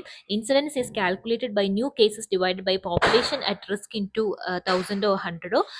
Prevalence is calculated by old cases അല്ലെങ്കിൽ existing cases divided by total population into 100. Follow up is needed for incidence, so cohort study is used. And in prevalence no follow up is needed, so cross sectional study is used. And percentage of disease കണ്ടുപിടിക്കാൻ പറ്റുന്നത് prevalence ആണ്. PP എന്ന് ആലോചിക്കുക. percentage of the disease is calculated by prevalence. Okay, then prevalence is equal to incidence into duration. Okay, ഇനി uses of incidence എന്തൊക്കെയാണ്? ഇൻസിഡൻസിന് നമുക്ക് എന്തൊക്കെ കണ്ടുപിടിക്കാൻ പറ്റും? റിസ്ക് ഓഫ് ഡെവലപ്പിംഗ് ഡിസീസസിന്റെ റിസ്ക് കണ്ടുപിടിക്കാൻ പറ്റും. കോസാലിറ്റി ഓർ ഇറ്റിയോളജി, ഏത് ഏജന്റാണ് ആ ഡിസീസ് കോസ് ചെയ്യുന്നതെന്ന് അറിയാൻ പറ്റും. ടെമ്പറൽ അസോസിയേഷൻ, ഇപ്പം എക്സ്പോഷറും ഔട്ട്കമും തമ്മിലുള്ള റിലേഷൻ അല്ലെങ്കിൽ ടെമ്പറൽ അസോസിയേഷൻ പഠിക്കാൻ പറ്റും ഇൻസിഡൻസ് വെച്ചിട്ട്. Okay, so what are the uses of incidence? Risk of developing diseases, causality or ഇറ്റിയോളജി and temporal association. ഇത് 3 കാര്യങ്ങളും നമുക്ക് ഇൻസിഡൻസിൽ നിന്ന് പഠിക്കാൻ പറ്റും. എന്തൊക്കെയാണ് പഠിക്കാൻ പറ്റുന്നത്? Risk of developing diseases, causality or ഇറ്റിയോളജി and temporal association. Okay, ഇനിയും ഈ ഇൻസിഡൻസും പ്രിവലൻസും എങ്ങനെ മാറുന്നു? ഇതും ക്വസ്റ്റ്യൻ ചോദിച്ചിട്ടുണ്ട്. ഇപ്പം ഞാൻ പറഞ്ഞല്ലോ, ഇൻസിഡൻസ് ന്യൂ കേസസ് ആണ് അറിഞ്ഞിരിക്കുക, പ്രിവലൻസ് ഓൾഡ് കേസസ് ആണ് അറിഞ്ഞിരിക്കുക. ഞാനൊരു പുതിയ ട്രീറ്റ്മെൻറ്റ് കണ്ടുപിടിച്ചാൽ ഇൻസിഡൻസിന് വല്ല വ്യത്യാസവും വരുമോ? ഇല്ല. പക്ഷേ പ്രിവലൻസ് കുറയും. എന്ന് വെച്ചാൽ നേരത്തെയുള്ള ഓൾഡ് കേസസിന് ക്യൂർ സംഭവിച്ച് പ്രിവലൻസ് കുറയും. ഓക്കെ, ഇനി ഞാനൊരു ട്രീറ്റ്മെൻറ്റ് കണ്ടുപിടിച്ചു. അത് ശരിക്കും ഈ ഡിസീസസ് ആയിട്ടുള്ള ആൾക്കാരുടെ ലൈഫ് പ്രൊലോങ് ചെയ്യുന്ന ഒരു ട്രീറ്റ്മെൻ്റ് ആണ്. അപ്പോൾ ഇൻസിഡൻസിന് വ്യത്യാസം വരുമോ? ഇല്ല. പക്ഷെ പ്രിവലൻസിന് വ്യത്യാസം വരുമോ? വരും. അതെന്താ? പ്രിവലൻസ് കൂടും. കാരണം ഈ രോഗമുള്ള ആൾക്കാരുടെ ലൈഫ് കൂടി, അപ്പോൾ പ്രിവലൻസ് കൂടും. ഇനി ഞാനൊരു പുതിയ ട്രീറ്റ്മെൻറ്റ് ഒരു കമ്മ്യൂണിക്കബിൾ ഡിസീസിന് വേണ്ടി കണ്ടുപിടിച്ചു. അങ്ങനെയാണെങ്കിലോ പുതിയ കേസസ് ഉണ്ടാവുമോ? ഇല്ല, പുതിയ കേസസ് ഉണ്ടാവത്തില്ല. ഇൻസിഡൻസ് കുറയും. പ്രിവലൻസും കുറയും. എന്താ? ഓൾഡ് കേസസ് എല്ലാം ക്യൂർഡ് ആയിട്ട് വരും, അപ്പോൾ പ്രിവലൻസും കുറയും. ഓക്കെ, ഇനി ഞാൻ പുതിയൊരു പ്രൊഫൈലാക്റ്റിക് ഡ്രഗ് കണ്ടുപിടിച്ചു. അപ്പം ഇൻസിഡൻസ് ഉണ്ടാവോ, പുതിയ കേസസ് ഉണ്ടാവോ? ഇല്ല. സോ ഇൻസിഡൻസ് കുറയും.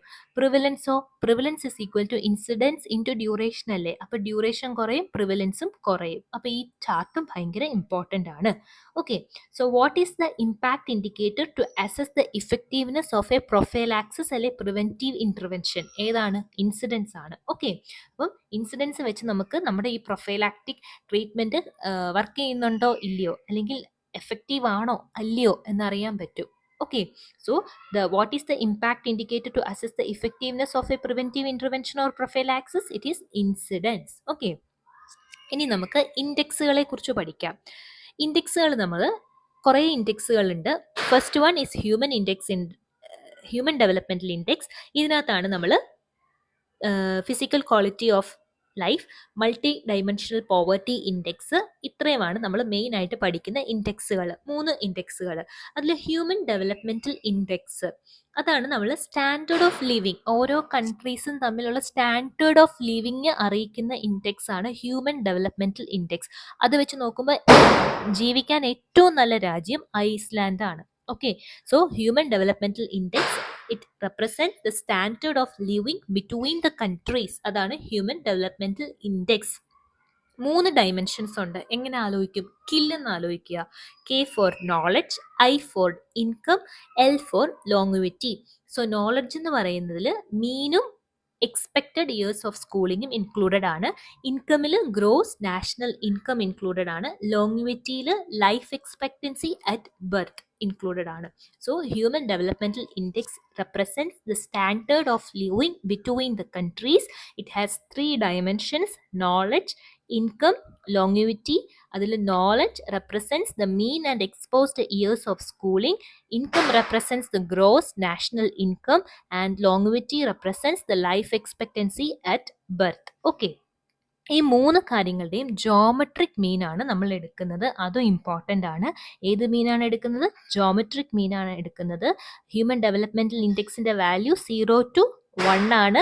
അതിൽ ഇന്ത്യയുടെ human developmental index value is 0.685 ആണ്. ഓക്കെ, ഈ ഓരോ വേർഡും ഇമ്പോർട്ടൻ്റ് ആണ്. Human developmental index represents the standard of living between the countries. 3 components ആണുള്ളത്: നോളജ്, ഇൻകം, ലോങ്വിറ്റി. 0 to 1 ആണ് റേഞ്ച്. അതിൽ ജോമെട്രിക് മീൻ ആണ് ഓഫ് ഓൾ ദ 3 ഡയമെൻഷൻസ് ആണ് നമ്മൾ എടുക്കുന്നത്. ഇനിയും ഈ പറയാൻ പോകുന്ന ഇൻഡെക്സുകളൊക്കെ വളരെ ഇമ്പോർട്ടൻ്റ് ആണ്. ഫിസിക്കൽ ക്വാളിറ്റി ഓഫ് ലൈഫ് അല്ലെങ്കിൽ ഫിസിക്കൽ ക്വാളിറ്റി ഓഫ് ലൈഫ്, അതിൻ്റെ നിമോണിക് എന്താ? ഇല്ലെന്ന് ആലോചിക്കുക. ILL. I for infant mortality rate, L for literacy rate, അടുത്ത L for life expectancy at 1 year. ഇത് മാറിപ്പോരുത്. ലൈഫ് എക്സ്പെക്റ്റൻസി അറ്റ് 1 ഇയർ പഠിക്കുന്നത്,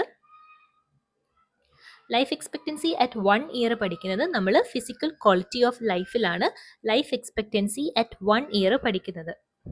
അപ്പോൾ ഇത് മറക്കരുത്.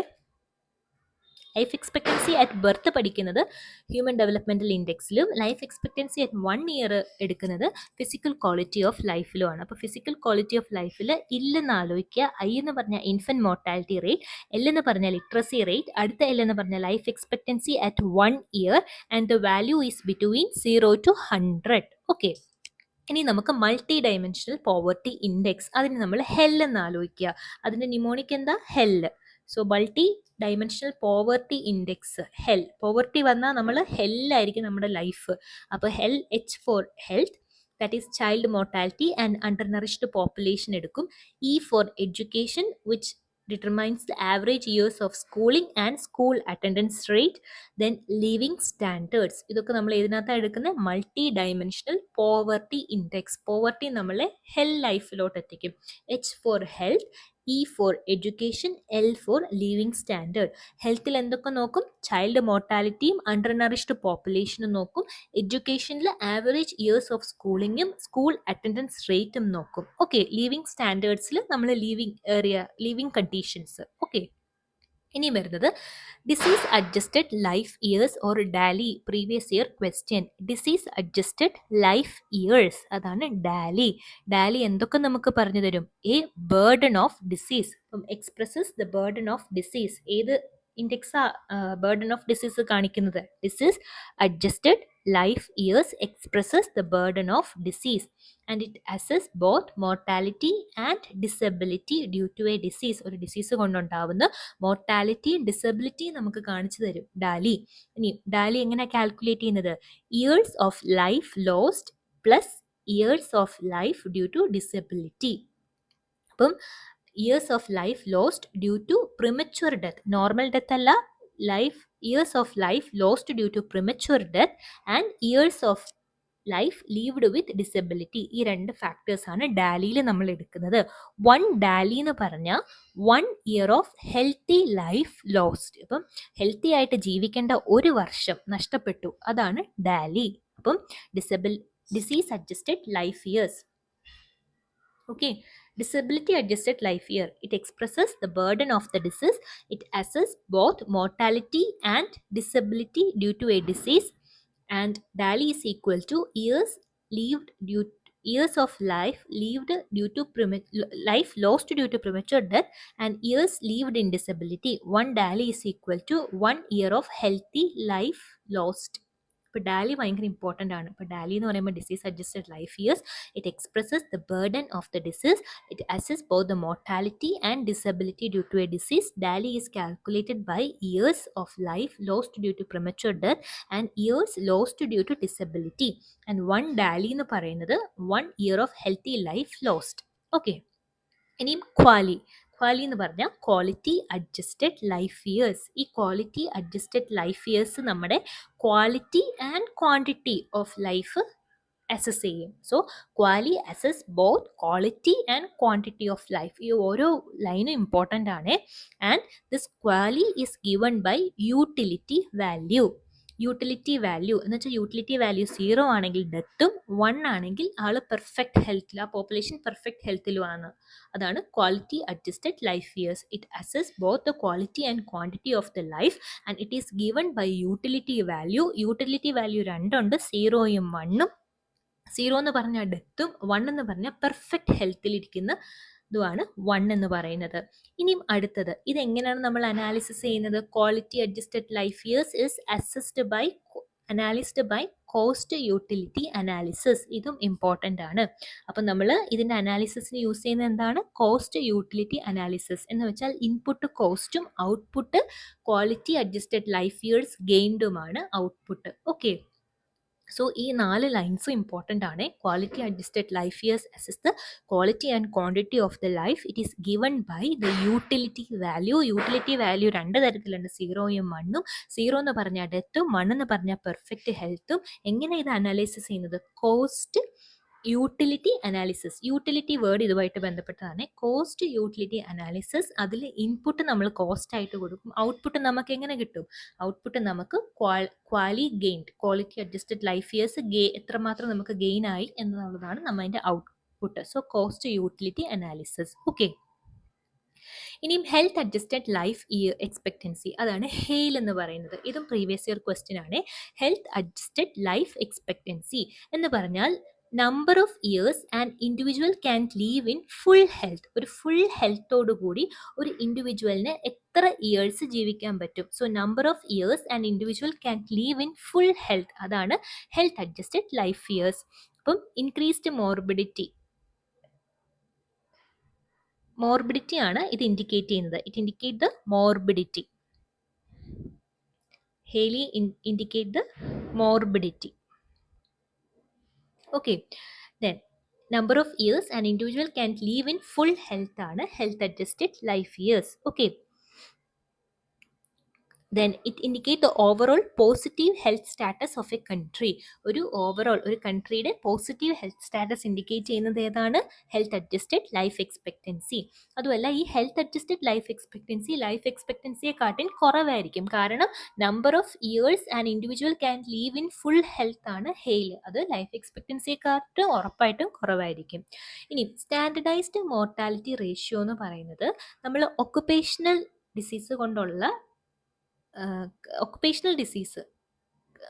ജനറൽ പോപ്പുലേഷനിലുള്ള ഡെത്തും തമ്മിൽ കമ്പയർ ചെയ്യാനാണ് നമ്മൾ സ്റ്റാൻഡർഡൈസ്ഡ് മോർട്ടാലിറ്റി റേഷ്യോ ഇതും ചോദിച്ചിട്ടുണ്ട്. Standardised mortality ratio is use to compare the mortality between the occupation and general population. For example pneumoconiosis കൊണ്ട് മരിക്കുന്ന ആൾക്കാരുടെ പഠനം നടത്താനൊക്കെ നമ്മൾ സ്റ്റാൻഡർഡൈസ്ഡ് മോർട്ടാലിറ്റി റേഷ്യോ ആണ് യൂസ് ചെയ്യുന്നത്. So standardised mortality ratio is use to compare the mortality between an occupation and general population. Okay, അതുകൊണ്ട് നമ്മുടെ ഹെൽത്തുമായിട്ടുള്ള ടോപ്പിക്സ്, ഹെൽത്ത് ഇൻഡിക്കേറ്റേഴ്സ് ഇൻഡെക്സിൻ്റെയും ടോപ്പിക്സ് കഴിഞ്ഞു. ഇനി നമുക്ക് എപ്പിഡമോളജി എന്ന് പഠിക്കാം.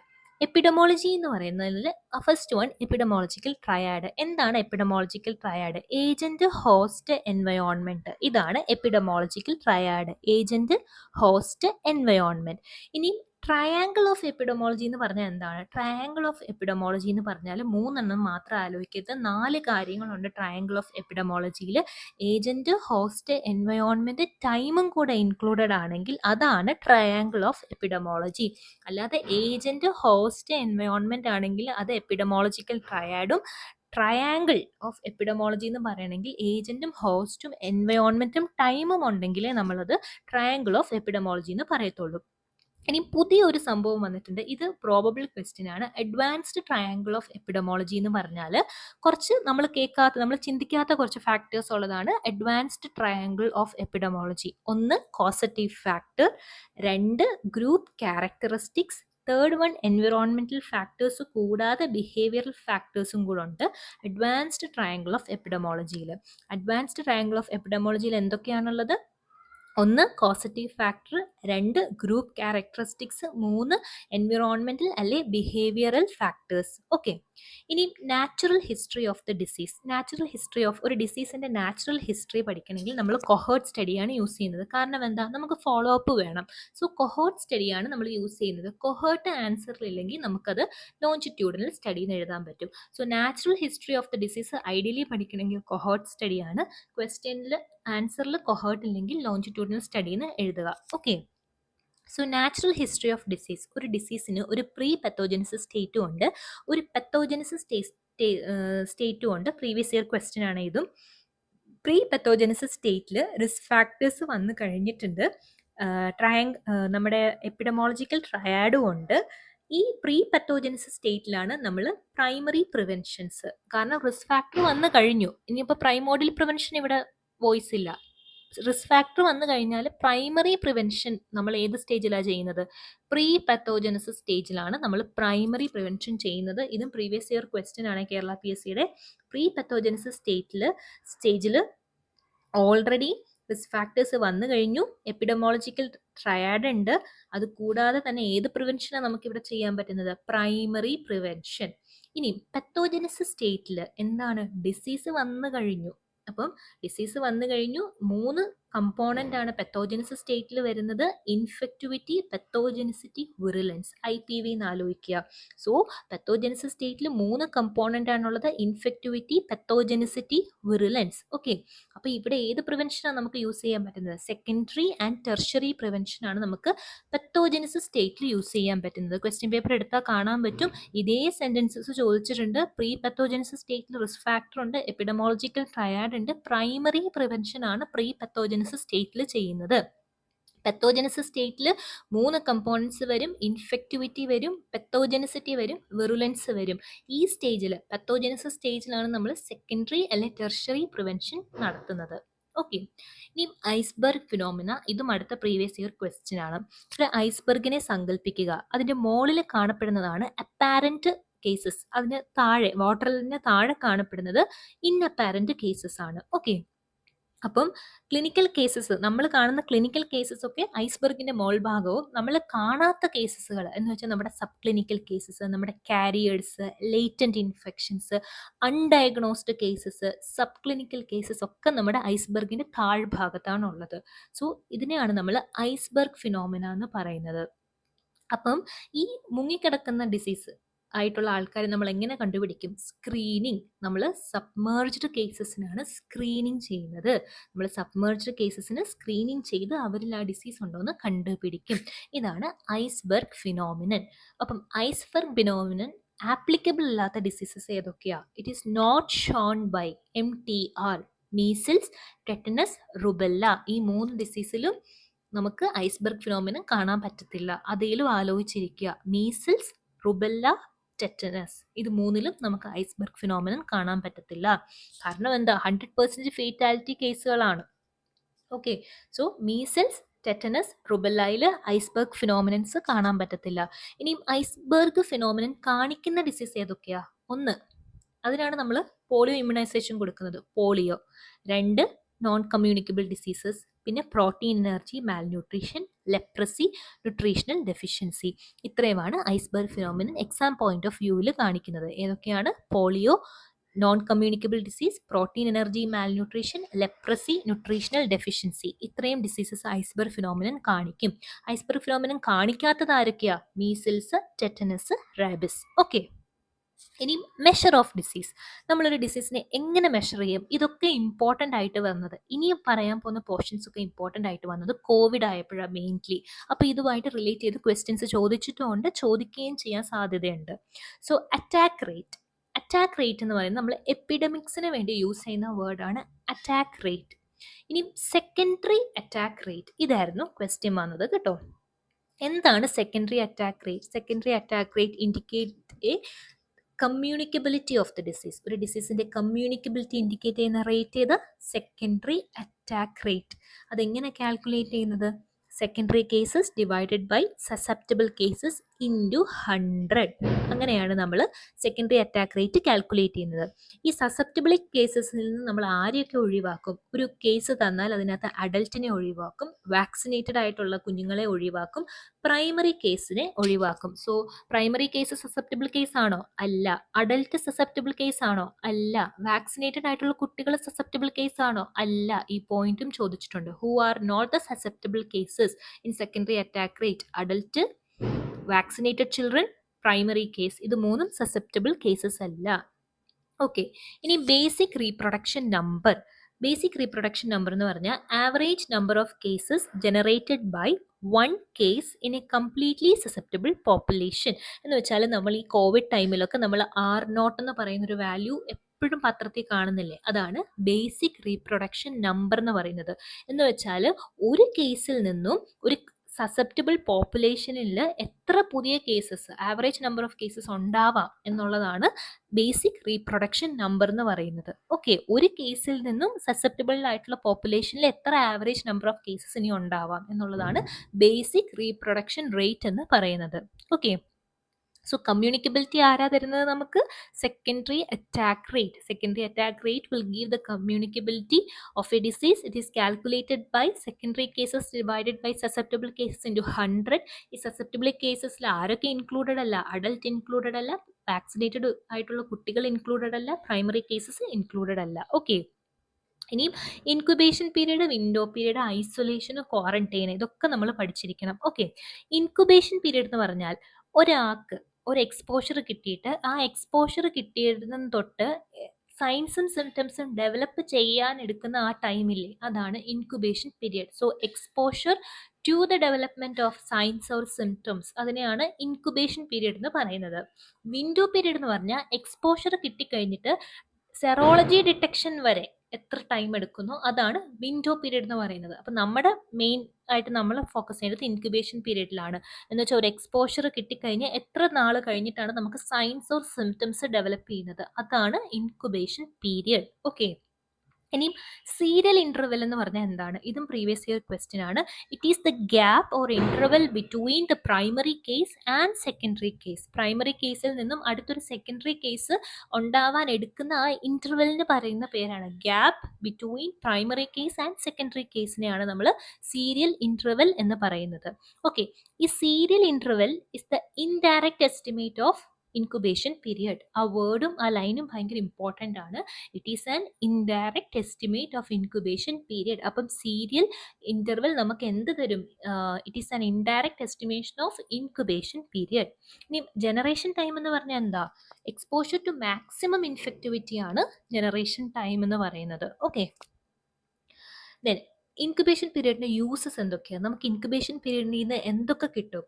നമുക്ക് ഇൻക്യുബേഷൻ പീരിയഡിൽ നിന്ന് ഇപ്പം നമ്മൾ മറ്റേ നിപ്പ ഫിലിം കണ്ടിട്ടില്ലേ? അപ്പോൾ ഇൻക്യുബേഷൻ പീരീഡ് വെച്ചിട്ട് നമുക്ക് സോഴ്സും എപ്പിഡമിക് എക്സ്പോഷറും കണ്ടുപിടിക്കാൻ പറ്റും. Trace the source and exposure to classify the epidemics, to decide the quarantine period and to declare the area as outbreak free.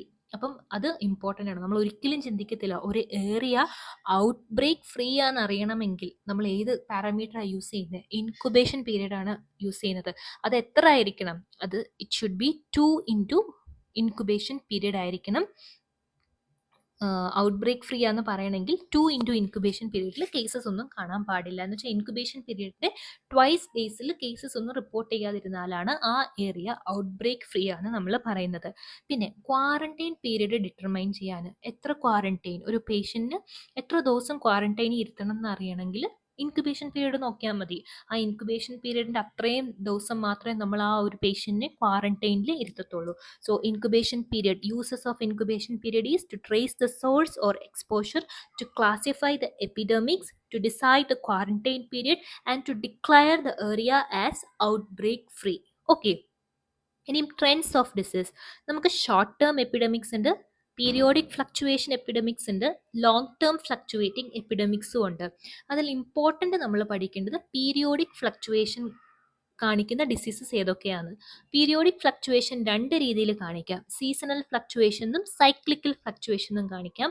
അതിൽ ഏറ്റവും ഇമ്പോർട്ടൻ്റ് സൈക്ലിക്കൽ ഫ്ലക്ച്വേഷൻസ് കാണിക്കുന്ന diseases are MRI, measles, rubella, influenza. Influenza എന്തുകൊണ്ടാണ് cyclical fluctuation കാണിക്കുന്നത്? It is due to antigenic shift. Antigenic shift കാരണമാണ് അവർ cyclical periodical fluctuations കാണിക്കുന്നത്. അപ്പോൾ cyclical fluctuations കാണിക്കുന്ന ഡിസീസസ് ഏതൊക്കെയാണ്? Measles, rubella, influenza, MRI. അതിൽ ഇൻഫ്ലുവൻസ എന്തുകൊണ്ടാണ് കാണിക്കുന്നത്? It is due to antigenic shift. Okay. ഇനി നോൺ കമ്മ്യൂണിക്കബിൾ ഡിസീസ് കാണിക്കുന്ന ഫ്ലക്ച്വേഷൻ ഏതാ? ലോങ് ടേം ഫ്ലക്ച്വേഷൻസ് ആണ് നമ്മുടെ നോൺ കമ്മ്യൂണിക്കബിൾ ഡിസീസസ് കാണിക്കുന്നത്. അതിന് വേറൊരു പേരുണ്ട്, സെക്യുലർ ട്രെൻഡ്സ്. അപ്പോൾ സെക്യുലർ ട്രെൻഡ്സ് ആരാ കാണിക്കുന്നത്? നമ്മുടെ നോൺ കമ്മ്യൂണിക്കബിൾ ഡിസീസസ്. അതിന് വേറെ ഒരു പേരുണ്ട്, എപ്പിഡമോളജിക്കൽ ട്രാൻസിഷൻ എന്നും അതിൻ്റെ ട്രെൻഡിന് പറയും. സോ സെക്യുലർ ട്രെൻഡ്സ് അല്ലെങ്കിൽ എപ്പിഡമോളജിക്കൽ ട്രാൻസിഷൻ ആരാ കാണിക്കുന്നത്? Non communicable diseases. Cyclical short term periodic fluctuation ആരാ കാണിക്കുന്നത്? സൈക്ലിക്കൽ പീരിയോഡിക് ഫ്ലക്ച്വേഷൻ കാണിക്കുന്നത് മീസൽസ്, റുബെല്ല, ഇൻഫ്ലുവൻസ. ഓക്കെ. ഇനിയും എപ്പിഡമിക്സ്, നമുക്ക് കോമൺ സോഴ്സ് എപ്പിഡമിക്സും ഉണ്ട്, പ്രൊപ്പഗേറ്റഡും ഉണ്ട്. ആദ്യം പ്രൊപ്പഗേറ്റഡ് പറയാം. ഒരാളിൽ നിന്ന് എയിൽ നിന്ന് ബിന്ന് പോവുക, ബിയിൽ നിന്ന് സിയിൽ പോവുക, സിയിൽ നിന്ന് ഡിയിലോട്ട് പോവുക, എയിൽ നിന്ന് ഇയിലോട്ട് പോവുക, അങ്ങനെ പ്രൊപ്പഗേറ്റ് ചെയ്യുന്നതിനെയാണ് നമ്മൾ പ്രൊപ്പഗേറ്റഡ് എപ്പിഡമിക്സ് എന്ന് പറയുന്നത്. ഫോർ എക്സാമ്പിൾ, ഡ്രോപ്ലെറ്റ് വഴി കോവിഡ് പകരുക, അതൊരു പ്രൊപ്പഗേറ്റഡ് എപ്പിഡമിക്സ് ആണ്. So COVID is a propagated epidemic. Faeco oral route വഴി പോളിയോ പകരുക, ഇതും പ്രൊപ്പഗേറ്റഡ് എപ്പിഡമിക്സ് ആണ്. സോ പ്രൊപ്പഗേറ്റഡ് എപ്പിഡമിക്സ് എന്ന് വെച്ചാൽ ഒന്നിന്ന് അടുത്താൾ അങ്ങനെ പോകുന്ന, പ്രൊപ്പഗേറ്റ് ചെയ്ത് പോകുന്നതാണ് പ്രൊപ്പഗേറ്റീവ് എപ്പിഡമിക്സ്. ഏതൊക്കെയാണ്? COVID example by droplet, polio by faeco oral route, ഇതൊക്കെ പ്രൊപ്പഗേറ്റഡ് എപ്പിഡമിക്സ് ആണ്. ഇനിയും വരുന്നത് നമ്മുടെ കോമൺ സോഴ്സ് എപ്പിഡമിക്സ്. ഇത് ഇമ്പോർട്ടൻ്റ് ആണ്. കോമൺ സോഴ്സ് എപ്പിഡമിക്സ് നമുക്ക് രണ്ടായിട്ട് തിരിക്കാം, സിംഗിൾ എക്സ്പോഷർ എപ്പിഡമിക്സും മൾട്ടിപ്പിൾ എക്സ്പോഷർ എപ്പിഡമിക്സും. അതിൽ സിംഗിൾ എക്സ്പോഷർ എന്ന് പറഞ്ഞാൽ ഒരു പോയിന്റ് സോഴ്സിൽ നിന്ന് വരുന്ന എപ്പിഡമിക്സ് ആണ്. എന്ന് വെച്ചാൽ example food poisoning, Bhopal gas tragedy, Minamata disease. നമ്മൾ എക്സാം പോയിന്റ് ഓഫ് വ്യൂവിൽ ഫുഡ് പോയ്സണിങ് ഒരു പോയിന്റ് സോഴ്സിൽ നിന്ന് വരുന്ന എപ്പിഡമിക് ആണ് പോയിന്റ് സോഴ്സ് എപ്പിഡമിക് അല്ലെങ്കിൽ സിംഗിൾ എക്സ്പോഷർ എപ്പിഡമിക്സ്. എന്ന് വെച്ചാൽ ഒരു ഇൻക്യുബേഷൻ പീരീഡിനുള്ളിൽ തന്നെ എല്ലാ കേസസും ക്ലസ്റ്റർ ചെയ്യും. So clustering of all the cases within one incubation period ആണ് സിംഗിൾ എക്സ്പോഷർ എപ്പിഡമിക്സ്. ഈ മൾട്ടിപ്പിൾ എക്സ്പോഷർ എന്ന് പറഞ്ഞാലോ, ആ ഇൻക്യുബേഷൻ പീരീഡ് കഴിഞ്ഞിട്ട് പതുക്കെ കേസസ് പിന്നെയും കാണപ്പെടുന്നു, അതാണ് മൾട്ടിപ്പിൾ എക്സ്പോഷർ എപ്പിഡമിക്സ് എന്ന് പറയുന്നത്. എക്സാമ്പിൾ, കണ്ടാമിനേറ്റഡ് വെല്ലിൽ നിന്ന് പകരുന്ന ഡിസീസ്, കണ്ടാമിനേറ്റഡ് ഫുഡ് സോഴ്സിൽ നിന്ന് പകരുന്ന ഡിസീസസ്, കണ്ടാമിനേറ്റഡ് ഗ്രെയിൻസിൽ നിന്ന് പകരുന്ന ഡിസീസസ്, പ്രോസ്റ്റിറ്റ്യൂട്ട്സിൽ നിന്ന് പകരുന്ന ഡിസീസസ് ഒക്കെ multiple exposure common source epidemics ആണ്. ഓക്കെ. ഇനി പഠിക്കാൻ പോകുന്നത് hills criteria of association. Very very very important. ഇതിൽ നിന്ന് എപ്പോഴും ക്വസ്റ്റ്യൻ ചോദിക്കുന്നതാണ്. ഓക്കെ. അതിനു മുന്നേ ഒരു ഇൻഡയറക്റ്റ് അസോസിയേഷൻ, നമുക്ക് രണ്ട് വേരിയബിൾസ് തമ്മിലുള്ള അസോസിയേഷൻസ് ഡയറക്റ്റ് അസോസിയേഷൻ ആവാം അല്ലെങ്കിൽ ഇൻഡയറക്റ്റ് അസോസിയേഷൻ ആവാം. ഡയറക്റ്റ് അസോസിയേഷൻ എന്ന് പറഞ്ഞാൽ എ എന്ന് പറയുന്ന എക്സ്പോഷർ ബി എന്ന് പറയുന്ന ഔട്ട്കം ഉണ്ടാക്കുന്നു, അതാണ് ഡയറക്റ്റ് എക്സ്പോഷർ. ഇൻഡയറക്റ്റ് എക്സ്പോഷർ എന്ന് പറഞ്ഞാൽ എ എന്ന് പറയുന്ന ഒരു എക്സ്പോഷർ ബി എന്ന് പറയുന്ന ഒരു ഔട്ട്കം ഉണ്ടാക്കുന്നു.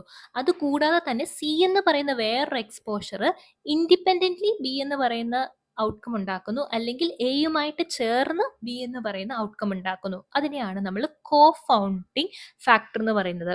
സോ കോ-ഫൗണ്ടിങ് ഫാക്ടറിന്റെ പ്രത്യേകതകൾ എന്തൊക്കെയാ? It will be associated with exposure and it is independent risk factor for outcome. ആ ഔട്ട്കമിന് ഇൻഡിപെൻഡന്റ് റിസ്ക് ഫാക്ടറുമാണ് and it is associated with exposure. Okay, ഈ രണ്ട് ഫാക്ടേഴ്സ് ആണ് കോ-ഫൗണ്ടിങ് ഫാക്ടറിന്റെ പ്രത്യേകത.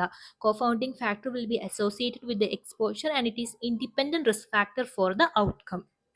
ആൻഡ് ഈ Hill's criteria of association propose ചെയ്ത ആരാ? ബ്രാഡ്ഫോർഡ് ഹില്ലാണ്. പ്രൂവ് ദ കോസേഷനെ കുറിച്ച് അറിയാൻ വേണ്ടി ബ്രാഡ്ഫോർഡ് ഹിൽ പ്രപ്പോസ് ചെയ്ത ക്രൈറ്റീരിയ ആണ് Hill's criteria of association. Okay, Deepavali ആയതുകൊണ്ട് ഇത്രയും നോയ്സൻസ് വരുന്നത്. അത് നിങ്ങൾ എങ്ങനെയും ഒന്ന് അഡ്ജസ്റ്റ് ചെയ്യണം, അല്ലെങ്കിൽ നമ്മുടെ പോർഷൻസ് തീരത്തില്ല കേട്ടോ. അതുകൊണ്ടാണ് ഞാൻ ഇതിൻ്റെ ഇടയിൽ വരുന്ന പോർഷൻസ് കംപ്ലീറ്റ് ചെയ്യുന്നത്. ഓക്കെ, ഇനിയും ഹിൽസ് ക്രൈറ്റീരിയ ഓഫ് അസോസിയേഷനിൽ ഏറ്റവും ഇമ്പോർട്ടൻ്റ് ആയിട്ടുള്ള ക്രൈറ്റീരിയ ഏതാണ്? ടെമ്പറൽ അസോസിയേഷൻ അല്ലെങ്കിൽ ടെമ്പറാലിറ്റി. ഇനിയും ഹിൽസ് ക്രൈറ്റീരിയ ഓഫ് അസോസിയേഷൻ്റെ കമ്പോണൻസ് നമ്മൾ ഓർത്തിരിക്കാനുള്ള നിമോണിക് SCST ABCCD എന്ന് ആലോചിക്കുക. അതിൽ first S strength of association, C cessation അല്ലെ റിവേഴ്സിബിലിറ്റി, പിന്നത്തെ എസ് സ്പെസിഫിസിറ്റി, പിന്നെ ടി ടെമ്പറൽ അസോസിയേഷൻ, പിന്നെ എ അനാലോഗി, പിന്നെ B biological plausibility, C consistency, C for coherence, D for dose response relationship. ഇത് important ആണ്, ഇത് നമുക്ക് മറക്കാൻ പറ്റത്തില്ല. Okay, S for strength of association, cessation, specificity, temporal association, analogy, biological പ്ലോസിബിലിറ്റി, coherence, consistency and dose response relationship. ഇത്രയുമാണ് നമ്മുടെ Hill's criteria of association എന്ന് പറയുന്നത്. ഇനി സ്ട്രെങ്ത് ഓഫ് അസോസിയേഷൻ നമ്മൾ ഡിറ്റർമൈൻ ചെയ്യുന്ന രണ്ട് റേഷ്യോസ് വെച്ചാൽ ഓഡ്സ് റേഷ്യോയും റിസ്ക് റേഷ്യോയും. ആ ഓഡ്സ് റേഷ്യോയും റിസ്ക് റേഷ്യോയും ഷുഡ് ബി ഗ്രേറ്റർ ദാൻ 1 എന്ന് പറഞ്ഞാലേ നമുക്ക് ഈ വേരിയബിളിന് ഈ ഔട്ട്കം ഉണ്ടാക്കാൻ പറ്റുള്ളൂ എന്നുള്ളൊരു സ്ട്രെങ്ത് ഓഫ് അസോസിയേഷൻ നമുക്ക് കിട്ടത്തുള്ളൂ. ഓഡ്സ് റേഷ്യോ നമുക്ക് ഏത് സ്റ്റഡി വഴിയാണ് കിട്ടുന്നത്? കൊഹോർട്ട് സ്റ്റഡി. റിസ്ക് റേഷ്യോ നമുക്ക് ഏത് വഴിയാണ് കിട്ടുന്നത്? Case control study. ഓക്കെ, ഇനി നമുക്ക് ഹിൽസ് ക്രൈറ്റീരിയയെ കുറിച്ച് കുറച്ച് ഡീറ്റെയിൽഡ് ആയിട്ട് പഠിക്കാം. സ്ട്രെങ്ത് ഓഫ് അസോസിയേഷൻ ഡിറ്റർമൈൻ ചെയ്യുന്ന രണ്ട് ഫാക്ടേഴ്സ് ആണ് ഓഡ്സ് റേഷ്യോയും റിസ്ക് റേഷ്യോയും. ഈ ഓഡ്സ് റേഷ്യോയും റിസ്ക് റേഷ്യോയും ഗ്രേറ്റർ ദാൻ 1 ആണെങ്കിൽ മാത്രമേ അത് സ്ട്രെങ്ത് ഓഫ് കോസേഷൻ എന്ന് പറയത്തുള്ളൂ. ഓഡ്സ് റേഷ്യോ കിട്ടുന്ന കൊഹോർട്ട് സ്റ്റഡിയിൽ നിന്നും റിസ്ക് റേഷ്യോ കിട്ടുന്ന കേസ് കൺട്രോൾ സ്റ്റഡി എന്നുമാണ്.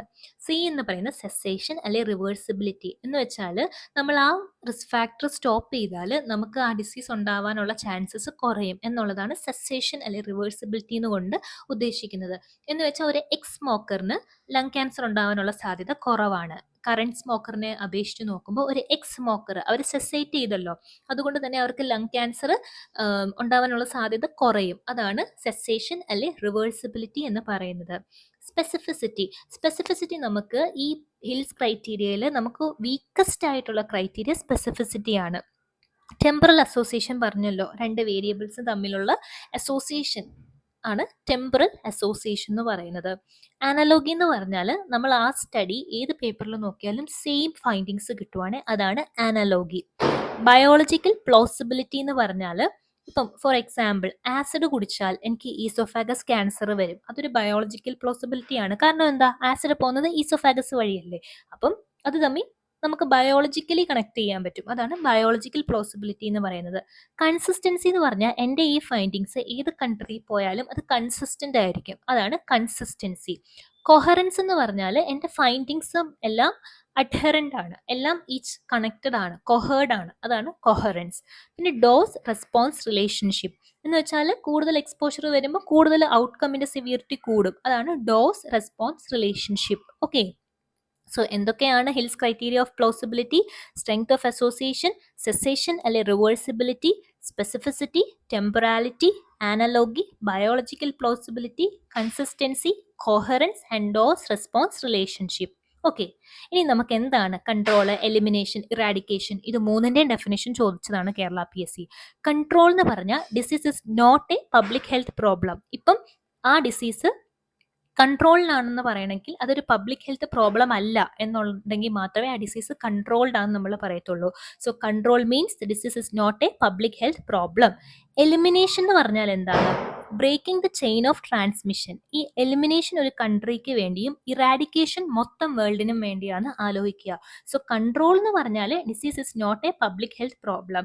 എലിമിനേഷൻ എന്ന് പറഞ്ഞാൽ breaking the chain of transmission. നമ്മൾ ചെയിൻ ഓഫ് ട്രാൻസ്മിഷനെ ബ്രേക്ക് ചെയ്യുന്നതിനെ നമ്മൾ എലിമിനേഷൻ എന്നാണ് പറയുന്നത്. Previous year question. So elimination is the breaking the chain of transmission. Okay, നമ്മൾ ഏതൊക്കെ ഡിസീസിനെ എലിമിനേറ്റഡ് ആക്കി ഇന്ത്യയിൽ നിന്ന്? നമ്മൾ ഗിനിയ വേമിനെ എലിമിനേറ്റഡ് ആക്കി, ലെപ്രസി എലിമിനേറ്റഡ് ആയി, yaws, neonatal tetanus and trachoma. നമ്മൾ ഇത്രയും ഡിസീസ് ഇന്ത്യയിൽ നിന്ന് എലിമിനേറ്റഡ് ആക്കി. ഇനി ഏതൊക്കെ ഡിസീസാണ് നമ്മൾ എലിമിനേറ്റ് ചെയ്യാൻ പോകുന്നത്?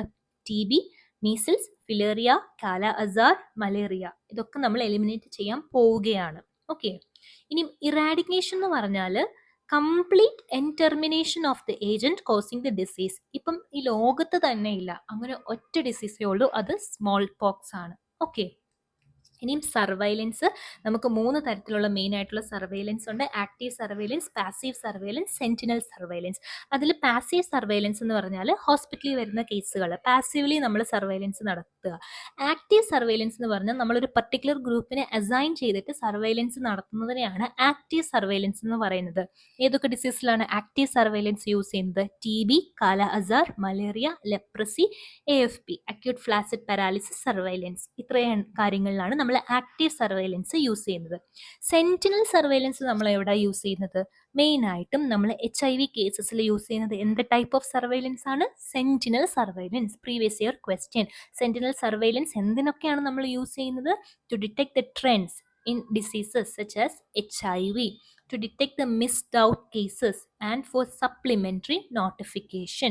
ഈ 3 വേർഡ്സ് ഉണ്ടെങ്കിൽ അത് സെന്റിനൽ സർവൈലൻസ് ആണ്. എന്തൊക്കെയാണ്? What are the uses of sentinel surveillance?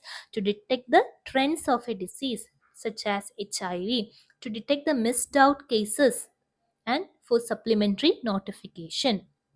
So ഈ സർവൈലൻസ് നടത്തിയിട്ട് നമ്മൾ ആക്ഷൻ എടുക്കുകയും ഫീഡ്ബാക്ക് എടുക്കുകയും ചെയ്യും. മോണിറ്ററിംഗ് എന്ന് പറഞ്ഞാൽ നമ്മൾ ആക്ഷൻ ഒന്നും എടുക്കത്തില്ല, ഈ ഡേറ്റ കളക്ട് ചെയ്യത്തേ ഉള്ളൂ. നമ്മൾ ആക്ഷൻ എടുക്കുകയോ ഫീഡ്ബാക്ക് എടുക്കുകയോ ഒന്നും ചെയ്യത്തില്ല മോണിറ്ററിംഗിൽ.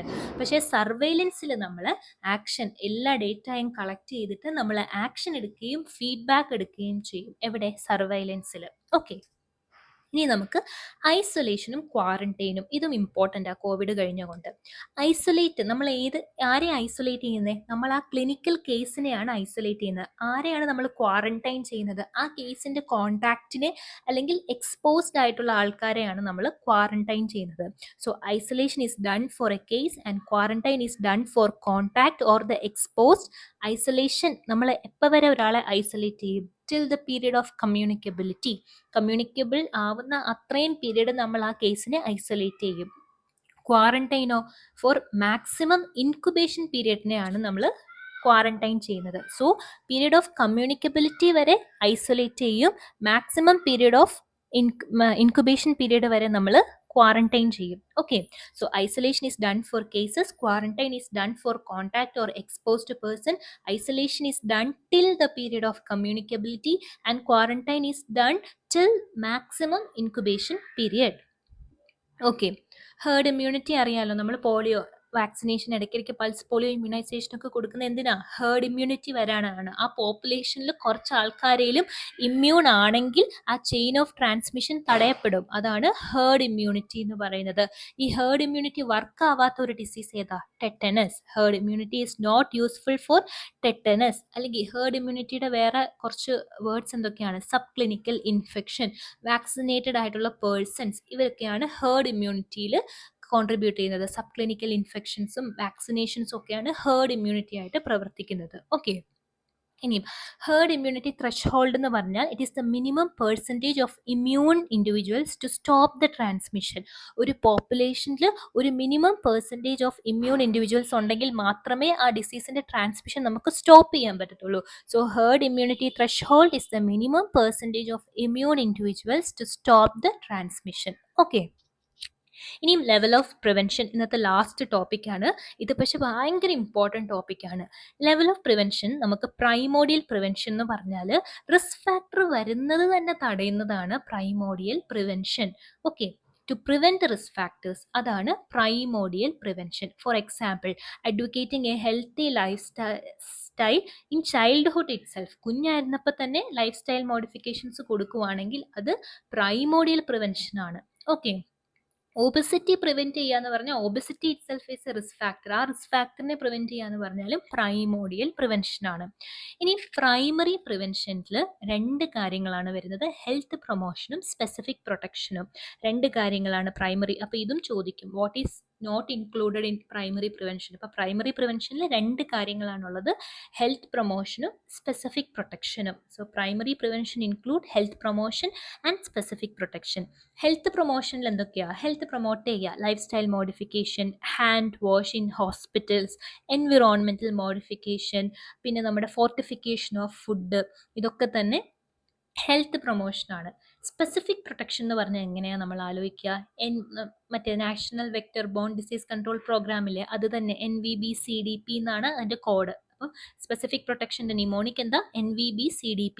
സോ N എന്ന് പറഞ്ഞാൽ nutritional supplements like iron, folic acid, vitamin A, iodine, ഇതൊക്കെ തന്നെ സ്പെസിഫിക് പ്രൊട്ടക്ഷൻ ആണ്. പിന്നെ വാക്സിനേഷൻ, എപ്പോഴും ആലോചിക്കുക, immunization, vaccinations are primary prevention. അതിൽ തന്നെ സ്പെസിഫിക് പ്രൊട്ടക്ഷനിൽ വരുന്ന പ്രൈമറി പ്രിവെൻഷൻ ആണ് വാക്സിൻസ്. ബെഡ് നെറ്റ്സ്, മലേറിയ പ്രിവെൻഷനൊക്കെ കൊടുക്കുന്ന ബെഡ് നെറ്റുകൾ, കീമോ പ്രൊഫൈലാക്സിസ് എല്ലാം തന്നെ പ്രൈമറി പ്രിവെൻഷൻ ആണ്. Defluoridation of the contaminated water, അതും സ്പെസിഫിക് പ്രൊട്ടക്ഷൻ, പ്രൈമറി പ്രിവെൻഷൻ. നമ്മുടെ PPE, നമ്മുടെ ഗൂഗിൾസും മാസ്കും എല്ലാം തന്നെ പ്രൈമറി പ്രിവെൻഷൻ ആണ്. So what are the primary prevention in specific protection? Nutritional supplementation, vaccines, bed nets, chemoprophylaxis, defluoridation and PPE. ഇനിയും വരുന്നത് സെക്കൻഡറി പ്രിവെൻഷൻ. സെക്കൻഡറി പ്രിവെൻഷൻ എന്ന് പറഞ്ഞാൽ ഡിസീസ് വന്നു, ഇനിയിപ്പോൾ നമ്മൾ ഡിസീസ് കൊണ്ടുള്ള കോംപ്ലിക്കേഷൻസ് തടയുക എന്നുള്ളതാണ് secondary prevention. To prevent the complication of disease ആണ് സെക്കൻഡറി പ്രിവെൻഷൻ. 3 സ്റ്റെപ്പാണ് സെക്കൻഡറി പ്രിവെൻഷൻ ഉള്ളത്. Detect, diagnosis, treatment. നമ്മൾ ആ ഡിസീസിനെ ഡിറ്റക്ട് ചെയ്യുന്നത് സെക്കൻഡറി പ്രിവെൻഷനാണ്, ഡയഗ്നോസ് ചെയ്യുന്നത് സെക്കൻഡറി പ്രിവെൻഷനാണ്, ട്രീറ്റ് ചെയ്യുന്നതും സെക്കൻഡറി പ്രിവെൻഷനാണ്. ഡിറ്റക്ഷനിൽ നമ്മൾ എന്താ ചെയ്യുന്നത്? Screening. So screening is a secondary prevention. S. Screening is a secondary prevention. ഏതൊക്കെ സ്ക്രീനിങ് ആണ് എക്സാംസിന് ചോദിക്കുന്നത്? Pap smear, secondary prevention. Breast examination, secondary prevention. School health check-ups R secondary prevention. ഇനിയും ഏത് ഡയഗ്നോസിസ് കോമൺലി യൂസ് ചെയ്യുന്നത് ഏതാണ്? CB-NAT. ക്വസ്റ്റ്യൻ ഏറ്റവും കൂടുതൽ വരുന്നത് CB-NAT ഒരു ഡയഗ്നോസ്റ്റിക് ടെസ്റ്റ് ആണല്ലോ, അത് ഏത് ടൈപ്പ് ഓഫ് പ്രിവെൻഷൻ ആണ്? Secondary prevention. ട്രീറ്റ്മെൻറ്റ്, എല്ലാ ഡിസീസസിൻ്റെയും ട്രീറ്റ്മെൻറ്റും സെക്കൻഡറി പ്രിവെൻഷൻ. ഓക്കെ, ഇനിയും സെക്കൻഡറി ലെവൽ ഓഫ് പ്രിവെൻഷൻ ഏത് സ്റ്റേജിലാണ് ചെയ്യുന്നത്? നമ്മൾ നാച്ചുറൽ ഹിസ്റ്ററി ഓഫ് ഡിസീസിൽ പഠിച്ചു. പ്രീ പെത്തോജെനിസിസ് സ്റ്റേറ്റിൽ നമ്മൾ പ്രൈമറി പ്രിവെൻഷൻ ആണ് ചെയ്യുന്നത്. പെത്തോജെനിസിസ് സ്റ്റേറ്റിലാണ് നമ്മൾ സെക്കൻഡറി ലെവൽ ഓഫ് പ്രിവെൻഷൻ ചെയ്യുന്നത്. ഓക്കെ, പെത്തോജെനിസിസ് സ്റ്റേറ്റിലാണ് നമ്മൾ സെക്കൻഡറി ലെവൽ ഓഫ് പ്രിവെൻഷൻ ചെയ്യുന്നത്. പ്രീ പെത്തോജെനിസിസ് സ്റ്റേറ്റ് എന്ന് പറഞ്ഞാൽ റിസ്ക് ഫാക്ടർ ഓൾറെഡി ഉണ്ട്, അവിടെ നമ്മൾ പ്രൈമറി ലെവൽ ഓഫ് പ്രിവെൻഷൻ ചെയ്യണം. സെക്കൻഡറി ലെവൽ ഓഫ് പ്രിവെൻഷൻ ചെയ്യുന്നത് പെത്തോജെനിസിസ് സ്റ്റേറ്റിലാണ്. ഇനി ടെർഷ്യറി പ്രിവെൻഷൻ. ടെർഷ്യറി പ്രിവെൻഷൻ നമ്മൾ എപ്പോഴാണ് ചെയ്യുന്നത്? കോംപ്ലിക്കേഷൻസ് ഡെവലപ്പ് ചെയ്ത് കഴിഞ്ഞ് ഡിസബിലിറ്റി പ്രിവെൻറ്റ് ചെയ്യാനും റീഹാബിലിറ്റേഷനുമാണ് നമ്മൾ ടെർഷ്യറി പ്രിവെൻഷനിൽ ചെയ്യുന്നത്. So tertiary prevention is after the complications to improve the quality of life. ആ ഡിസീസ് കൊണ്ട് ആ പേഷ്യൻറ്റിൻ്റെ ലൈഫിൻ്റെ ക്വാളിറ്റി ഇംപ്രൂവ് ചെയ്യാൻ വേണ്ടിയുള്ള പ്രിവെൻഷൻസ് ആണ് ടെർഷ്യറി പ്രിവെൻഷൻസ്. 2 കമ്പോണൻ്റ് ആണുള്ളത്, ഡിസബിലിറ്റി ലിമിറ്റേഷനും റീഹാബിലിറ്റേഷനും. അതിൽ ഡിസബിലിറ്റി ലിമിറ്റേഷൻ്റെ എക്സാമ്പിൾ ആണ് physiotherapy. So physiotherapy is A tertiary prevention. Then rehabilitation. എന്തൊക്കെ റീഹാബിലിറ്റേഷൻ നമ്മൾ കൊടുക്കും? Physical, psychological, social, vocational. Physical rehabilitation in the form of physiotherapy, psychological rehabilitation in the form of counseling, social rehabilitation in the form of reducing the stigma towards the disease, and vocational rehabilitation is by providing employment. Okay, ഇതാണ് tertiary prevention. ഇനി 3 words ആലോചിക്കണം. Impairment, disability, handicap. Impairment എന്ന് പറഞ്ഞാൽ ഒരു ഒരു പാർട്ടോ അല്ലെങ്കിൽ ഒരു organo അല്ലെങ്കിൽ ഒരു സ്പെസിഫിക് സൈറ്റോ നഷ്ടപ്പെടുന്നതിനെയാണ് നമ്മൾ ഇമ്പയർമെന്റ് എന്ന് പറയുന്നത്. അനാറ്റമിക്കൽ ഓർ ഫിസിയോളജിക്കൽ ലോസ് ആണ് ഇമ്പയർമെന്റ്. ഡിസബിലിറ്റി എന്ന് പറഞ്ഞാൽ ഈ ഇമ്പയർമെന്റ് കാരണം അവർക്ക് ഡെയിലി ആക്ടിവിറ്റീസ്, റൊട്ടീൻ ആക്ടിവിറ്റീസ് ചെയ്യാൻ ഇല്ലെങ്കിൽ അത് ഡിസബിലിറ്റി. ഹാൻഡിക്യാപ്പ് എന്ന് പറഞ്ഞാൽ അവർക്ക് നല്ലൊരു ലൈഫ് ലീഡ് ചെയ്യാൻ പറ്റുന്നില്ല, അല്ലെങ്കിൽ അവരുടെ റോളൊന്നും ഫുൾഫിൽ ചെയ്യാൻ പറ്റുന്നില്ലെങ്കിൽ അത് ഹാൻഡിക്യാപ്പ് ആണ്. Okay, so example, loss of eyes impairment ആണ്, കാണാൻ പറ്റാത്തത് ഡിസബിലിറ്റി ആണ്, കാണാൻ പറ്റാത്തത് കൊണ്ട് ജോലി ചെയ്യാൻ കഴിയാത്തത് ഹാൻഡിക്യാപ്ഡ് ആണ്. അപ്പം ഇത്രയുമാണ് ഹെൽത്ത് ബയോസ്റ്റാറ്റിസ്റ്റിക്സ് ടോപ്പിക്സ്. കുറച്ച് ലെങ്തി ടോപ്പിക്കാണ്, കുറേ നമ്മൾ 2-3 തവണ പഠിച്ചാലേ ഇതിനൊരു ഫ്ലോ കിട്ടത്തുള്ളൂ. അപ്പോൾ ഈ വീഡിയോ ഇടയ്ക്കിടയ്ക്ക് കാണുക. ഡിസ്റ്റർബൻസസിന് സോറി, ദീപാവലി ആയതുകൊണ്ട് നമുക്കൊന്നും ചെയ്യാൻ പറ്റത്തില്ല. So continue studying. ഓക്കെ.